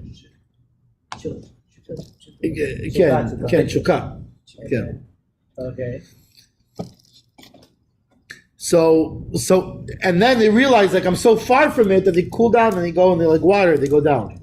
Okay. But this doesn't stop them from going up again. You would think it would put out the fire. That's it. You put the fire out. You had water. You put the fire out. Done. I'm finished. I tried. What's it called? They can't do it. No, but then again they go up, and now they go even stronger the next time. So what I lost also, so I lost the scenario from the beginning. So when it happened with all of this story with the Melachim? When did always? We are talking It's always happening. It's always when and now Yechezkel, right? Yechezkel Navi, who katav al zeh, shehu ra'a et zeh. So Right? That's he had a vision, and he saw this, and it's one of the haftarot actually in. Yeah. So we know that the angels, this is what they do all the time. They do Ratzo Vesuk.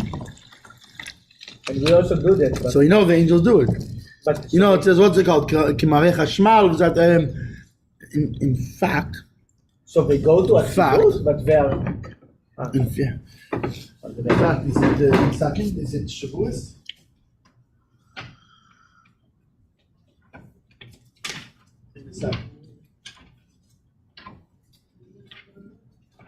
It's actually Shavuos.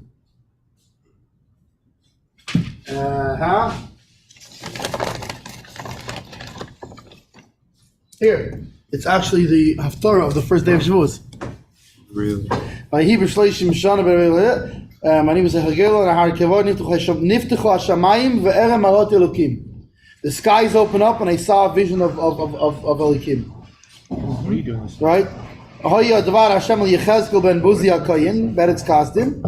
Right? Va'ede v'hine ruach se'ora ba min hatzafin onan godol ve'esh mislakachas v'noiga lo yisav mitocha ke'en chashmal mitoch ha'esh. Mitocha demut arba chayot. Right? Where's the part with the? That's right. That's the one is Pnei Adam, Pnei Aryeh, Pnei Shov, and Pnei Nesher. 10 minutes to read. So, And then here, Dmut Chayot Marehem, Dmut Chayot Marehem Kegachalei Esh. The appearance of these Chayis angels, they look like burning coals of fire. Bayis Kemari Alpidim, burning like torches. He misalechas bein Chayis. She is going. Right, Malchus of Atzilus. It's amazing when you're reading when you're actually reading the Haftarah and you realize it, like, and you start, and all of a sudden the mind starts where like, ooh. And from the fire came out lightning. And they were the chayits are they're going up and down.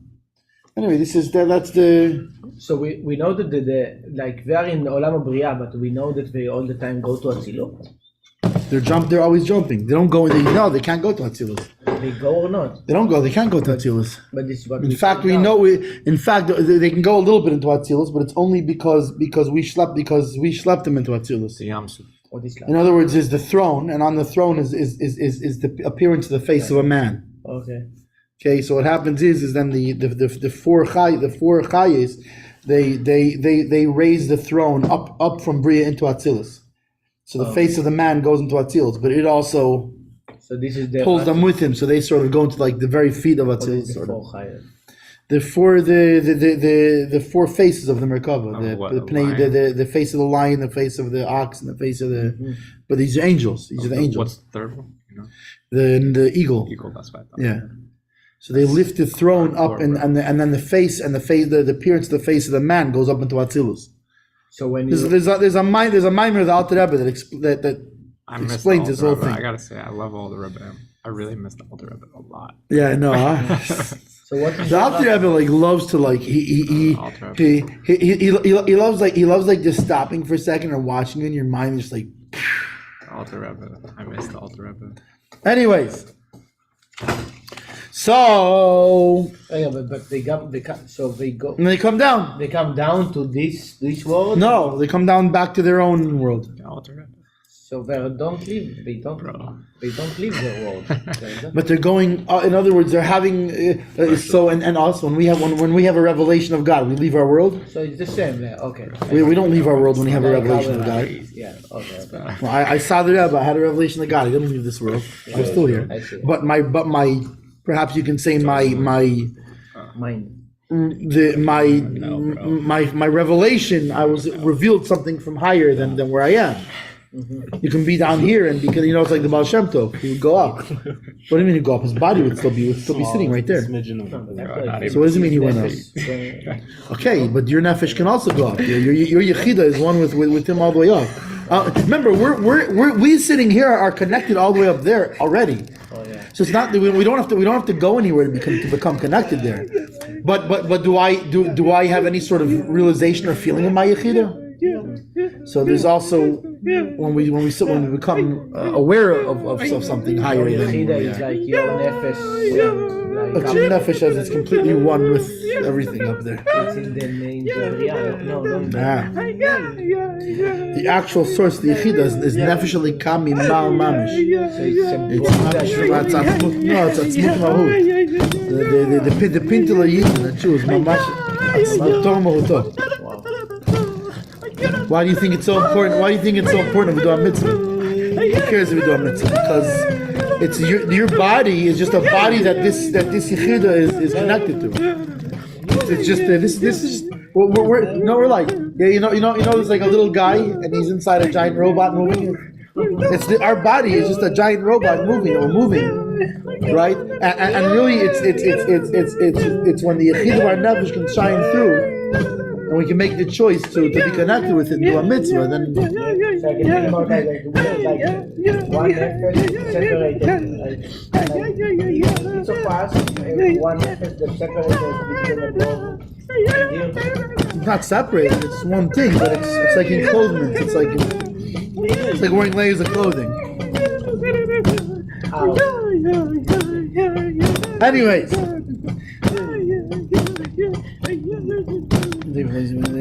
So like it's written, so not only it doesn't fall, it goes up even higher.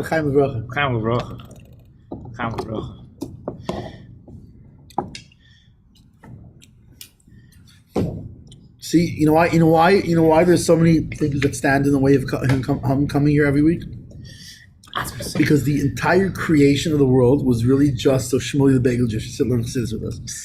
So what you think the Sultan's just gonna let that happen like that? Like, oh yeah, sure. Oh Shmuel the Bagel Jew wants to go there and learn Chassidus and bring Mashiach. Like, yeah, no problem. No way. Not happening. Not happening. Oh, we gotta put all kinds of transversed, bro. Yeah. Transversed. Yeah. But I'm here. Yeah, I always figured Mashiach's gonna have like an Irish yarmulke. I was looking at this looks Irish, right? It's Irish green. I have these shoes that are like exactly like this color. And literally, so St. Patrick's Day was on Shabbos this year, and I know for no reason connected to St. Pat. Like I put those shoes on because I didn't have the right shoes.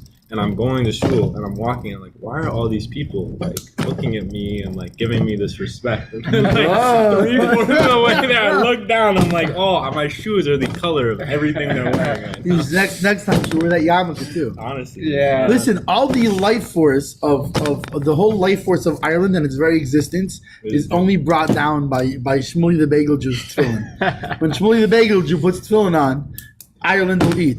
If not, they'll have another potato famine. That's why there's a bad lot down there, man. Oh no. I'm doing them a disservice. Anyways, No. that's why it says go back to one, return to one. The going back is also part of echad, part of the one above. Meaning the going down is not a bad thing. It's not like, oh, I went up, right? I went up through Ratzu, good, excitement, yay, hoo, excitement, good. Oh, huge revelation. Oh, now all of a sudden I'm sitting there in humility and what's it called? Like, I went back down. Bad. No! The Ratzu is good, the Shuv is good. Ooh. You're both good. Ooh. Let me ask you something. What's better in your life? Is when you're sleeping or when you're awake? Awake. Why? Because You need both. it's better when I'm If you're not gonna sleep, you're not gonna be able to be awake. It's better when I'm awake. It's better. No, if you would have my genes.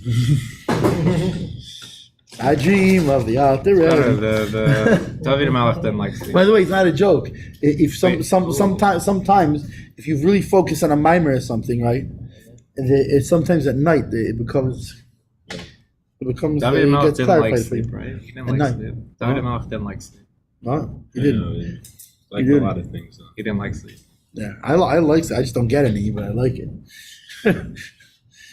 Oh, But I don't know. See, there's no time for it. Anyway, the point is, it could be other things. Let's say, for example, davening or learning Torah.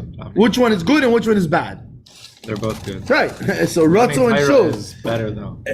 you need them both. Just said it though. If you don't daven, your Torah learning is not a Torah learning. They Sorry to just tell you. said it though. No, But is eating you only daven because you're gonna take a break from Torah learning anyway. Both of them is That's what it actually- says in Tanya. I just read it, Rob. You're reading it wrong. No, Yeah. Telling you. it says it Telling you. Pashut. Because Alter Rebbe says, by the way, this is the Torah, and look at the Torah is where he expands on Tanya. And the davening is what gives the life to the what do you call it? I can feel that. I mean, To I the get Torah that. learning. Anyway, I'm just telling you. But it said it in Tanya pretty Yeah, clearly. you read it wrong. Learning Torah You took and it out of davening, context, let me tell you. It's not both of them are Really? Ratzo? Wow. Yeah, what do you mean? Alter Rebbe, when he talks about davening in halacha, his halacha. Look at his halacha. That's the bottom line. It said it because you only daven because you're gonna take a break from Torah learning anyway. So you gotta daven. You're obligated to daven. Why are you going once to take a break from Torah learning? Because for whatever reasons, you can't handle it. I don't know. But that's what it said in Tanya. No, you're going to take a. You know why you're going to take a break from Torah learning? Because you have to daven. So of course you're going to take a break from Torah learning. It's not. And what are you going to do with that break? But the You're going to Torah, daven. No, both of them is Ratzo. Davening and Limud Torah, no? Davening more so. Ratzah? Yeah. No, this is I say. Learning Torah also could be in a way of ratzu in a sense, but really learning Torah is your It's not true. I love no, but it's also it's not it's Torah is cold hard thought. Halacha is Hold it down, dude. but then again it's also called libuna de hilchasa, the white fire of halacha. But it's still They're both, but the truth is both of them there, in both of them. They both have a ratzu and a shuv. no, there is no true. There's a shuv in all Follow of it. your heart. Because ultimately, not only that, the halacha has to lead to maseh v'poel. Trying to knock. Yeah, but The when Ma'aseh you Poel daven, is- you is, don't do something in practice. But anyways, this is what he's explaining, because you would think that the ratzu is good because it's excitement. Yeah. And shouldn't we do everything with excitement? When I do a mitzvah, I should also do it with excitement. Ah. Okay, but then there's sometimes we get humbled also. For example, I'll ask you like this: what happens when you're davening Mamish. and you're davening to the Eibushter and you feel so excited, and all of a sudden you reach where you realize the Eibushter is so above and so what do you call it, and you just start crying during davening. That's the shuv. They're This is so. Yeah, that's the shuv. Is the because I'm so humbled and I'm all of a sudden became like. Remember, there's davening. There's a real davening has joy and it has crying. And now it's not written in halacha, so I can't say it because I'm not a Pesach. But if it was up to me, I would make it. If you didn't cry during davening, you weren't yetzer. Because a real davening has crying in it, has joy in it also. Tears of But it has tears of simcha and it has tears and also tears of it's ratzav v'shuv. It's tears of joy of closeness to the Eibishter, yearning for the Eibishter, and then it's also tears of I'm so far from the Eibishter. It's they're both important things.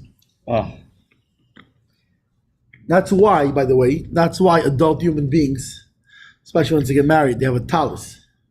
So that you can hide So you can put it over your head. So If you cry. especially if you run junior minion, the kids don't really see that. So you can put your talus over your head, so you don't know what's going on. But a davening, the truth is maybe it shouldn't. The truth is, by the way, I don't mind of it. If tears come out of my eyes during davening, I'll let the kids see it. Let the kids see it. Let them also learn how to daven. You gotta have it. You gotta do it. Not that my davening is like what do you call it, but it's a start. You gotta do it. You know. I figure maybe if I fake it, the kids will make it, right? Oh, nah. I'll do the motions, then the kids will do the real thing. It's called reverse avodah sabal. What's the reverse of Avedis? You know what Avedis Abal is? What's it? They call somebody who's like a faker. They say big Avedis Abalnik. You're serving the Baal, the idol Baal. Baal is Right? Why do they call it that? For example, I'll give you an example. Like when I was growing up, I remember the Hasidim, right? Okay. The Hasidim would sit and they would daven and they would and they were pushed like in a trance and what do you call it? And they would sit for hours and they would sing Nigunim and they would what's in the middle of davening. They wouldn't know where they were. I'll tell you a story of my father. My father was he was in California, and Avram Mayor was a chassid. Avram Drizzen. You remember Mendel Markel? Yeah. His grandfather. Wow. He was actually the KGB was looking for him for many years, and they just always managed to miss him barely, and he was the head of the gang, like Chani Morozov, who's his grandfather from the other side. That's why his name is Mendel Markel. His grandfather Chani Morozov was killed by the when they arrested him, and they found out 4 days later they were shot. Him and 11 other Hasidim, and they're thrown in a mass grave, which they've since found. They found a KGB, a napkin with a KGB, something in a file or whatever, that showed them where their grave was. They didn't know until this 1970s. This was in 1928 when they did the big purge. When the Frierdiker Rebbe, the previous Rebbe, was arrested. Yeah. They also arrested a whole bunch of Hasidim. And by the way, the lucky ones went to the Gulag. And most of them were shot within a few days. But They had a court case, crimes against what's it called? Spreading Yiddishkeit, crimes against what do you call them? They were executed. Wow. So Chani Morozov, who's also Chani Friedman's great grandfather. Mendel Markel is a first cousin of Chani's How's he father. doing? How's he doing? Since everything has gone. Thank God. Yeah. Have you seen him lately? I've spoken to him. So we didn't find this. But anyway, so his grandfather from his mother's side, his mother's father was a Ramayar, and he would daven for hours and hours. Now he came to California to fundraise. When he fundraised, I don't know, because he was davening all day. And by the way, he also learned all day and also davened all day. I don't know exactly how it worked. He was above time and space. He wanted to transcend. He got Avram Mayar. That was transcending. And anyways, he would daven all day. Push it. So also my father had to go to the bank. Yo, you told me about. You had to go to the bank. Why do you have to go to the bank? No, not that. Was a different time. But it's the same one. Same place. No, same person. No, same shul. But the same chazan, the same person. No, that was somebody else. Okay. That was somebody who would light all the candles. Yeah. And he said that's why he was rich, was because he was a very wealthy man. He would say that he lit all the candles. I think probably he lost a few $1 million that day because after we had to put out my father had to put out all the fire. I made a giant fire in the show. There's a very famous guy, Beryl Weiss. He was a very rich Hungarian Jew. He was a Lubavitcher. And he would light. He had this those restaurant trays, those big giant sheet trays, and he would and it was the yahrzeit candles on it, and he would light a candle for every tzaddik that had a yahrzeit that day. And he said that's why he was so wealthy. Anyways, one day I was a kid, and I was playing with the candles and making a bridge. Making bridges out of the wax and stuff. And the whole thing went on fire, and it was for years. It was it was like this, it drops in like this. For years, it was a big black thing on there. My father had to smelled it from the office, and he came and put it out with a fire extinguisher. Anyways, this Avram Mayar. So my father had to go to the bank, right? Because you know how Chabad works. In Chabad, they had yesterday's expenses are paid by tomorrow's checks. No. So they had checks that they already went out, but they're not covered yet, and the checks that came in today, they have to clear, so you have to go to the bank every day. It's a whole, so you have to go to the bank. So he told, there was a guy there, I think it was Baruch Hashem maybe, I forget who it was, and he told, but anyways, there was somebody there, and he told him, watch, he said, watch him, don't take your eyes off him a second. Ramayar was davening in the shul. Okay, my father goes to the bank, he comes back, comes in the shul, the guy sitting there, Avram Mayar, is not there. He said, where is he? He goes, I don't know. He went out He goes, well, I told you don't take your. He goes, oh, I didn't realize you meant like literally not every second. He goes, yeah, I told you don't take your eyes off him for a second. He ran out. What's it called? He found him La Brea. It's like I think it's like 3 lanes each way. He found him walking in the middle of the street, cars beeping. What's it called? In his towel, his tefillin. But you see, they're still walking, just like wandering in the middle of like this crazy California traffic. They took him. They got him back. He had no idea he left. He had no idea he came back. It's a davening. So what's Avodas Habal? Avodas Habal is then you have the people who saw this and they would make, put their towels like this and make the faces of, no, you gotta do the work. You can't just make the face and make the right. It's the guy like, I know how I can daven here. No, he was like the real deal. So why it's called Avodas Habal? Because the way that when they would serve the Baal, right, the idol, the Baal, when they would serve this idol, so what happened? So the original people who would serve this idol, they would get so excited and they would get so what's it called, that they would lose their faculties. They would make on themselves. Really? What does it make? Make. עושים קקי ופיפי על עצמם. I'm saying it in Hebrew so the people on YouTube won't understand. עושים פיפי וקקי על עצמם. They would make. עושים את צרכם. צרכם. It's like beautiful. היו עושים את הנומרו אונו והנומרו דוס על עצמם, אתה מבין? So because they would get then the next generation, what would they do? They would go and that's how they would serve the idols, by making. They would fish and make. They were so excited to. No, the original generation. To serve the Baal. Yeah, the original generation was so excited. This what they would. What is the original generation? I'm saying there was these original guys who would serve the Baal. They would get so excited they would lose their faculties. Wow. Then there was the following generations who would just go and make, and they would go like, why? Because they saw these guys. Oh, I see. So they would just do the same thing, but it wasn't that they got the original guys, they were doing like who knows what, some kind of meditation and stuff, that they would become separated from their own body, like this kind of thing, right? And they got into such a level, they would lose touch, they would completely lose any connection with their body. Then later people they just thought this was the way you serve it. So that's how they served it. So that's why we call it, when somebody's like a faker, they call it Avodas Habal.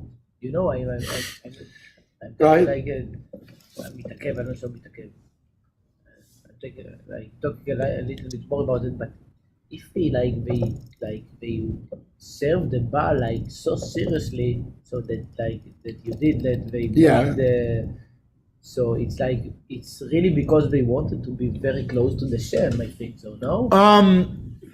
You said that it was not fair. So that's a tough one. That's a very tough one. It's a very, very tough one. So it's because because here's the thing. The Nazis weren't fake either. They really wanted to kill Jews. Does that make it good because they were real? And what if there was a Nazi that would get so excited about killing Jews that he would make on himself? Yeah, but it's different because now they work. But you're getting excited for the wrong thing. Just because you're high and you got disconnected from your body, it doesn't mean it's service of God. And by the way, that's the thing. It goes the other way around too. It goes the other way around. Does Judaism always feel good? No, but I think like a Nosh that he worked for the sun and the moon. So maybe of the who work for the Baal, it's maybe the same. But I feel like it was almost service, not for Baal. No, but they're not accepting Hashem. They're accepting representation. By the way, it is close because it's representation. The feeling of service. It's like I'll give you an example. What if you got excited about serving an angel? Yeah. And you got so excited that you lost touch with your body, and what's it called? It's clear that it's kfirah, but my question is kfirah because they were bad, or it's because you're serving the wrong thing. You're using this excitement to serve the wrong thing. It's like a Sonic a tzaddik who is serving Hashem to such a degree that they lose contact with their body. That's such a high level. I'm thinking of these Baal worshippers. It's the other way around. It's like the highest level for them is losing contact with their body. Like they're trying to leave their body, but for what? No, but I For think nothing. that when people like the reason why people walk idle, I think I'm not. It's because Yeah. they have the tzukah. How do you say tzukah? You say Desire. the desire to walk the God, like so much desire that they became to walk idols because they needed like No, 100%. By the way, and what was the golden calf? It's Okay. because they really wanted the God. Okay, so why did they get punished then? They were doing a good thing. Yeah, Because Hashem said, "Serve only me. Don't serve any idols, and don't serve any so intermediaries." it's because I think It's because they picked an intermediary. The problem is they picked an intermediary. Nobody, and by the way, this includes Jews and non-Jews. Nobody is to serve God through intermediaries. You are to serve God, Yud Kei Vav Kei, right? Who revealed Himself to us and told us about Him and told us to serve Him and Him alone, and not through intermediaries, but serve me directly. And this includes Jews. Yeah. This includes non-Jews. This includes everybody. Yeah, but this is what happens that even like Avihu and Nadav and Avihu, it's they did the like what the God said don't do. They did it because they really wanted to be. No, that's different actually. That's explained very differently in Chassidut. Okay. Is that they didn't really do because there wasn't a commandment before that. Remember, the commandment don't to not do what they did came after they died. I think they knew that they are going to die. No. Okay, whatever. But I'm saying, I but the don't know. commandment to do, and so Rabbi Akiva knew he's going to die also. They commanded what? The commandment not to do what they did came after they died. I see. Right? That we just had it. Okay. Acharei mot shnei bnei Aaron vayamutu. Okay, and the golden. And then he says, "Don't what is it? Don't come to the holy of the holies." golden calf. No, that's no. They weren't commanded to do that. What do you mean the golden? There was a calf? commandment before. No, they were. Yeah, they were. They were- Anochi Hashem Elokecha, lo tasem and masecha. they still did it. Yeah, so no. So why they did it? Well, they did it. Because I think they wanted to. Okay, because they have a Yetzer Hara. Fine, who cares what they want, but it doesn't justify doing something that's bad in the eyes of Hashem. Like, okay, so it's like me if I'm going to go to a Buddhist place because I want to feel closer to Hashem, but He told me not to. It's serving Avodah Zarah. I'm gonna go. Wait, but when I go there, I feel high.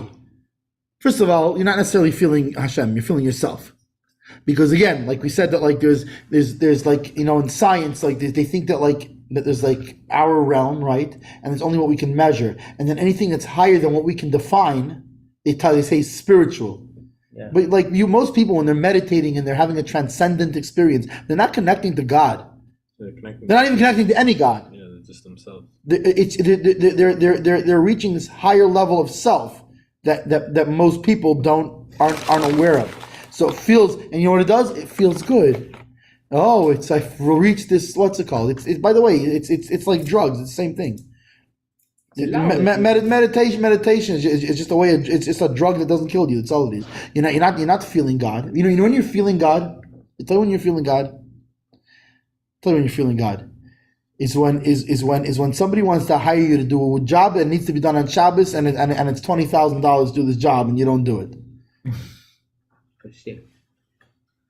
And not only that, but maybe there was a way you could do it. What's it called? And you're like, no, I'm not even going next to it. I'm not even, forget it. Call me after Shabbos. Yeah, but why we're davening? We're davening because we want to feel the God. That's different because we want to feel God, not because you want to feel. There's a difference between feeling and feeling God.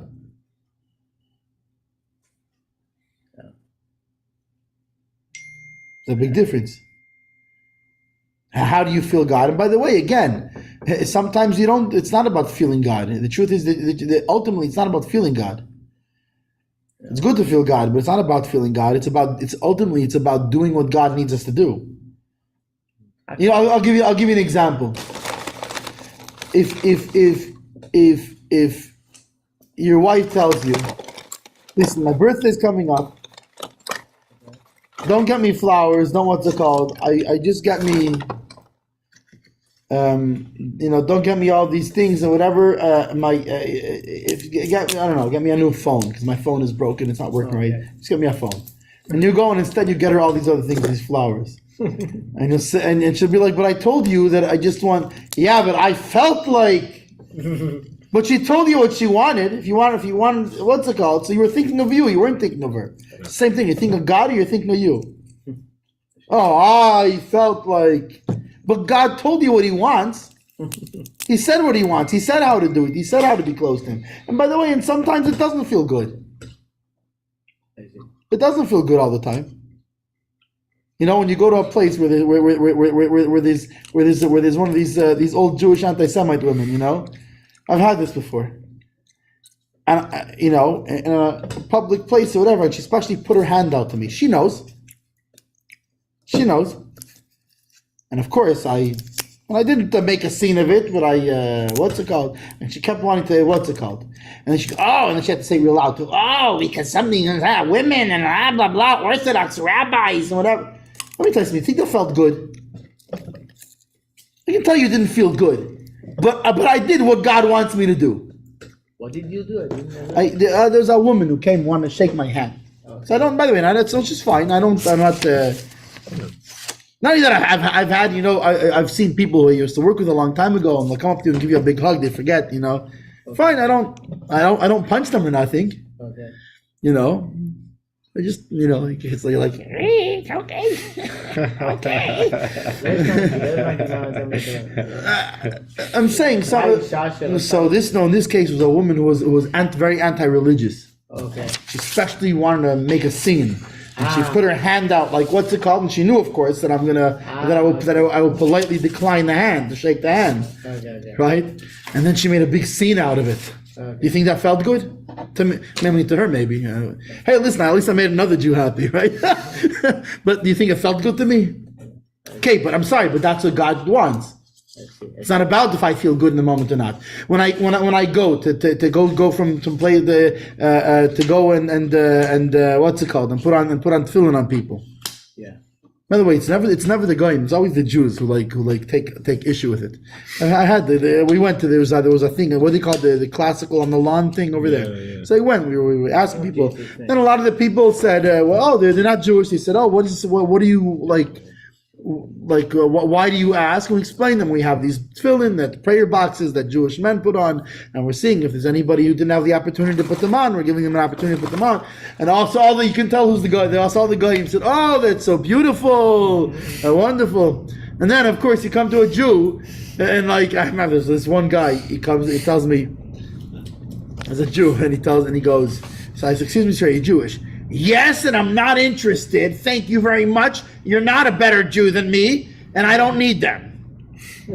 Okay, anyway, so I walked away. You think I felt good when he's like, and it's in front of a bunch of people? You think that felt good?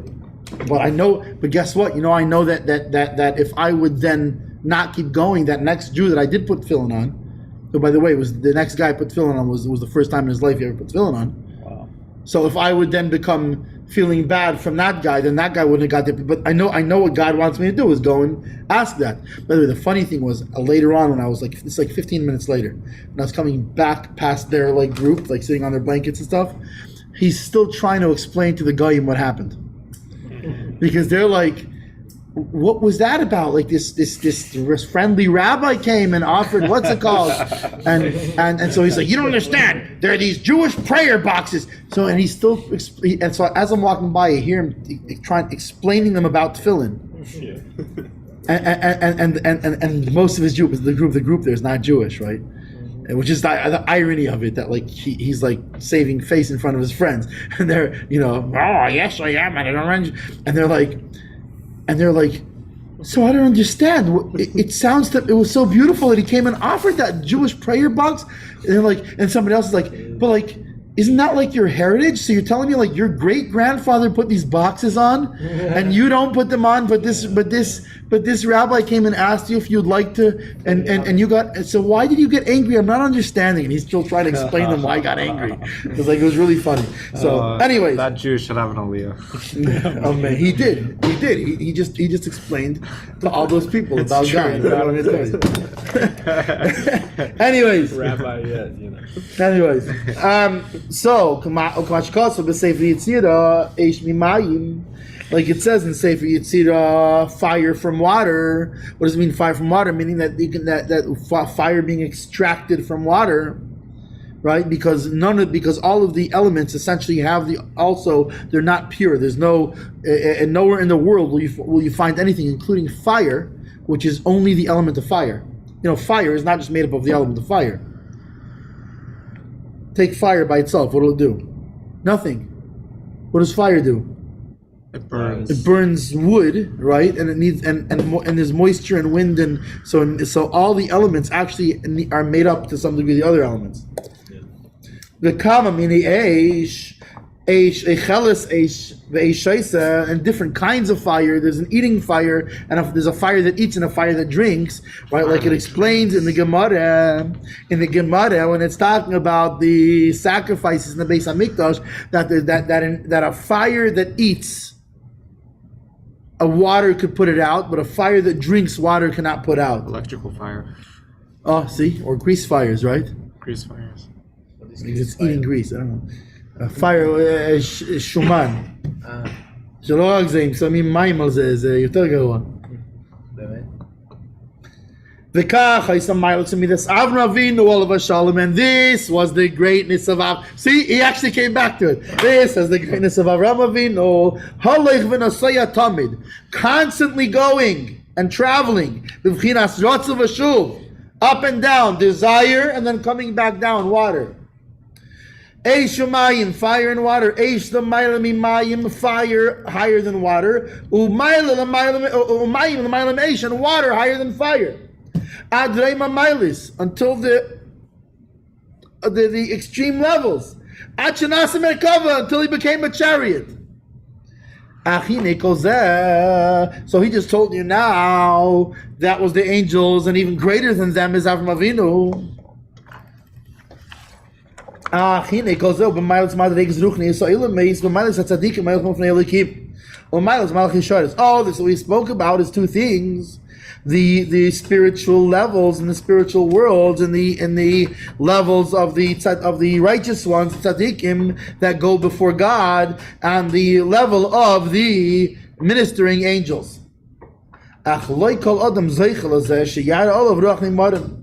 not every person is merits that it should come on him a wind from above. To come to this level, to be going and then traveling.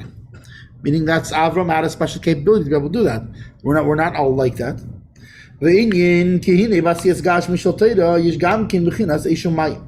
That in the making of the physical of the Torah is also fire and water.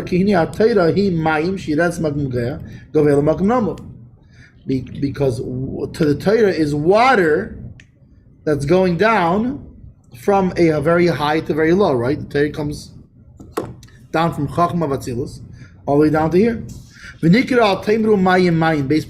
It's called don't say water, water 2 times. You know, don't say water 2 times.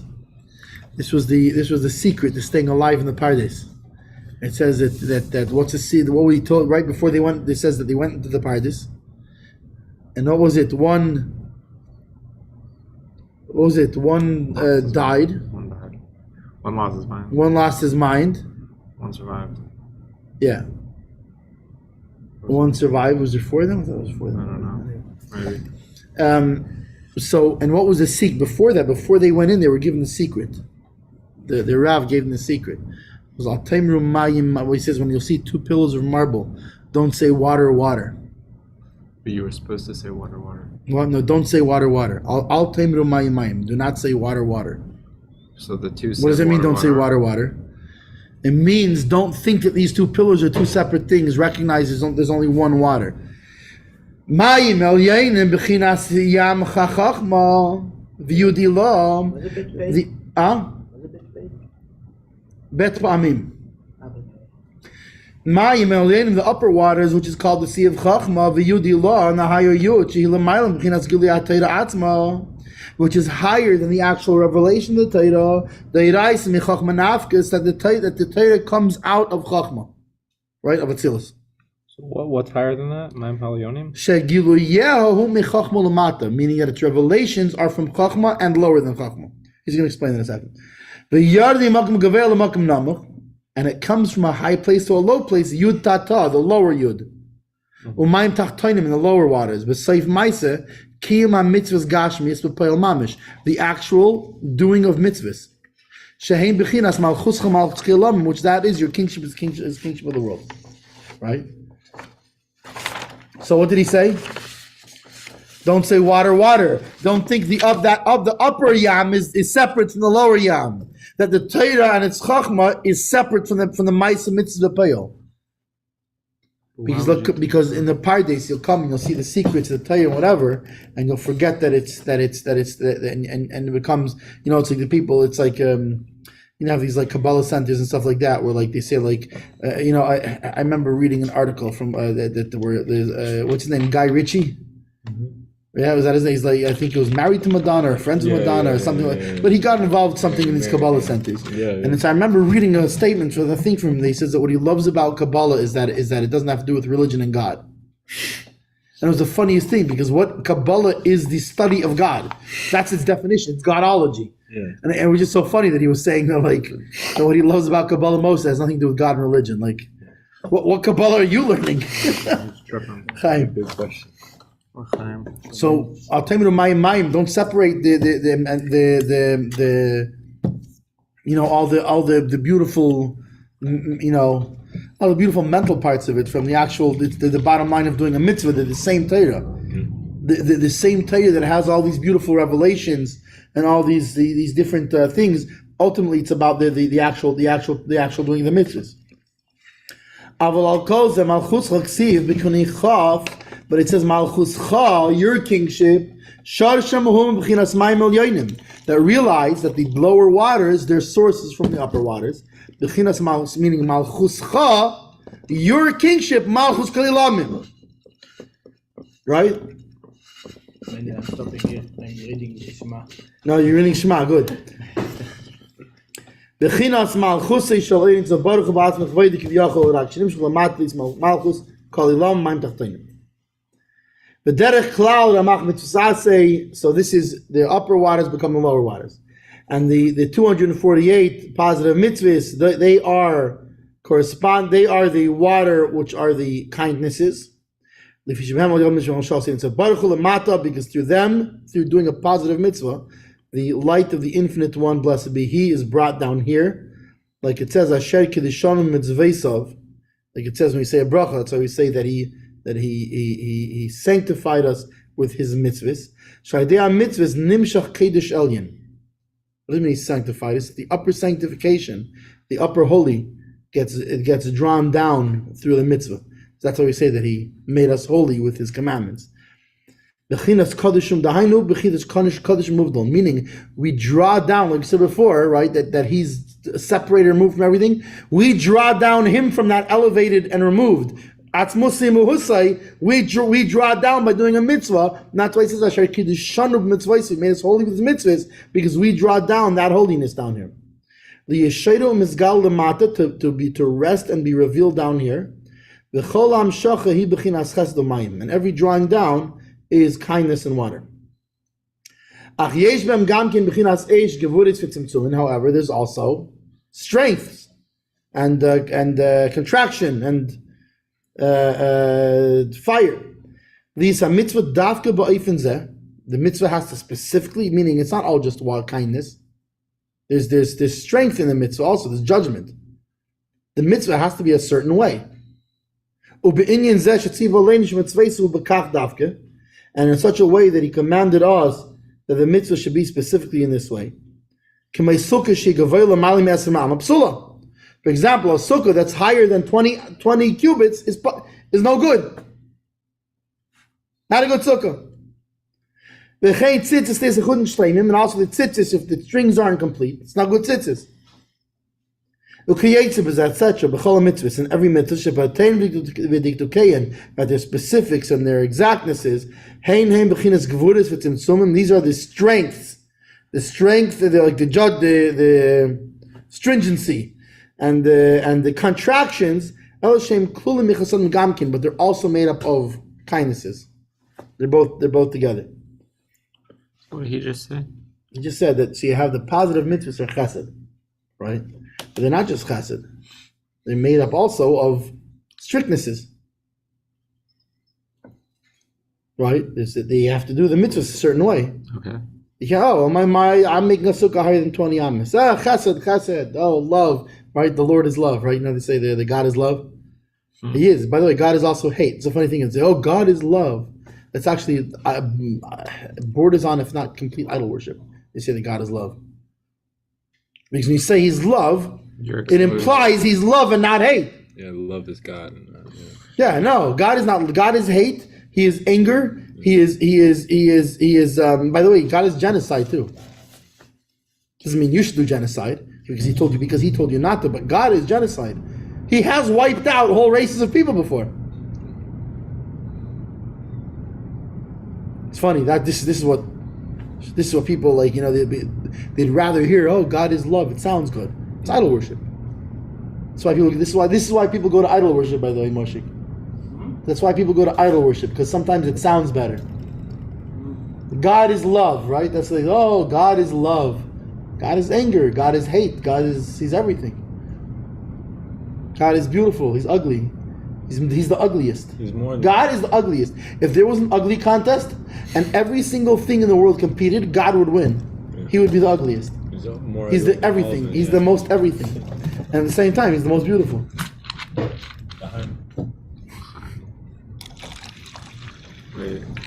If we're ugly, at least let us be God's ugly. There is a point that that's in the middle, and that's something. Like what it means, like we know that the God is good. The God is good, so we see that like bad things happen, to good people. No. Right, so how it's good. How it's good, yeah. And there's a lot of ways to explain that. Because first of all, He's not just good, He's also bad. He's the worst. He's the best. But also, but that's beyond the fact that we don't know good. He chooses to be good. But we don't know, but we also don't know good when we see it. It's like a baby, right? It's like a baby when you're changing his diaper. He thinks you're killing him. Right? Because he doesn't understand good. He doesn't understand. No, you cleaning him and he's not going to get a rash. He's not going to, what do you call it? You're doing good things. But a baby doesn't understand good. We're like a baby also. Like God's doing good. The fact that we don't understand good. No, but the point, for example, you see now with Tzaddik is like, he said in the clip that I see, he said that like in the Holocaust, they saw like Tzaddik with that feeling, and then someone is come and kill him with that feeling, and he's like cutting his head with that feeling, and just blood.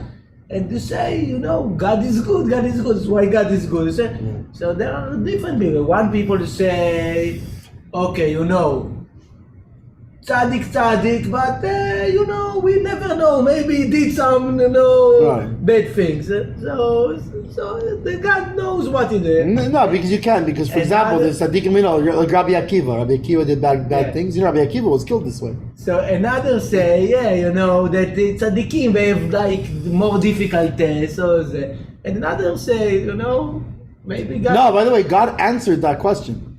Okay. Moshe Rabbeinu asked him that. Yeah, this is what he say. Okay, no. And he answered it.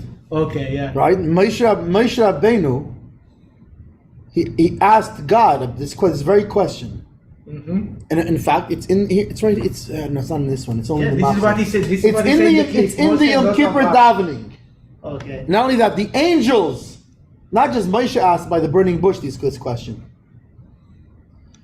But the angels, it says in the davening in Kippur, when Rabbi Akiva was killed in this, that the angels cried out. Imagine the angels; they were shocked and terrified, and they cried out to him, "Is Hazu Torah v'Hazu Schara? This is the Torah, and this is its reward." These were the greatest ever Torah scholars to ever be on one place at one time, and the angels cried out to him to stop. He said, "Is this the Torah, and is this its reward?" And he tells them, "Quiet, or I will bring the world back to nothing." So what? He's that's God. He's like, shut up, or like I'm gonna do what I want to, or God's like a bully. The other way, it's just like No, it's God who was telling them, you can't understand this. In order for you to understand this, I would have to bring the world back to nothingness, and show you the whole creation and the whole thing, the whole chain of creation, and why I created it in the first place, and the whole purpose of everything. And only then you could understand. The only way you could understand is if I would take it all back apart again. Only then would you understand why I did it this way. It's something you can't understand. And he tells the angels, but he's not telling them, "Oh, be quiet. If you say one more word, I'm gonna." He's explaining them that unless you're at a level that you could see the world from the nothingness from where I created it from. And by the way, there also are practical things on this, because there's also how you view something. Like, for example, so like my grandfather passed away. I was 10 years old, right? So there's two ways I could look at it. I could either be angry at God for taking my grandfather away. It's like, who gave him to me in the first place?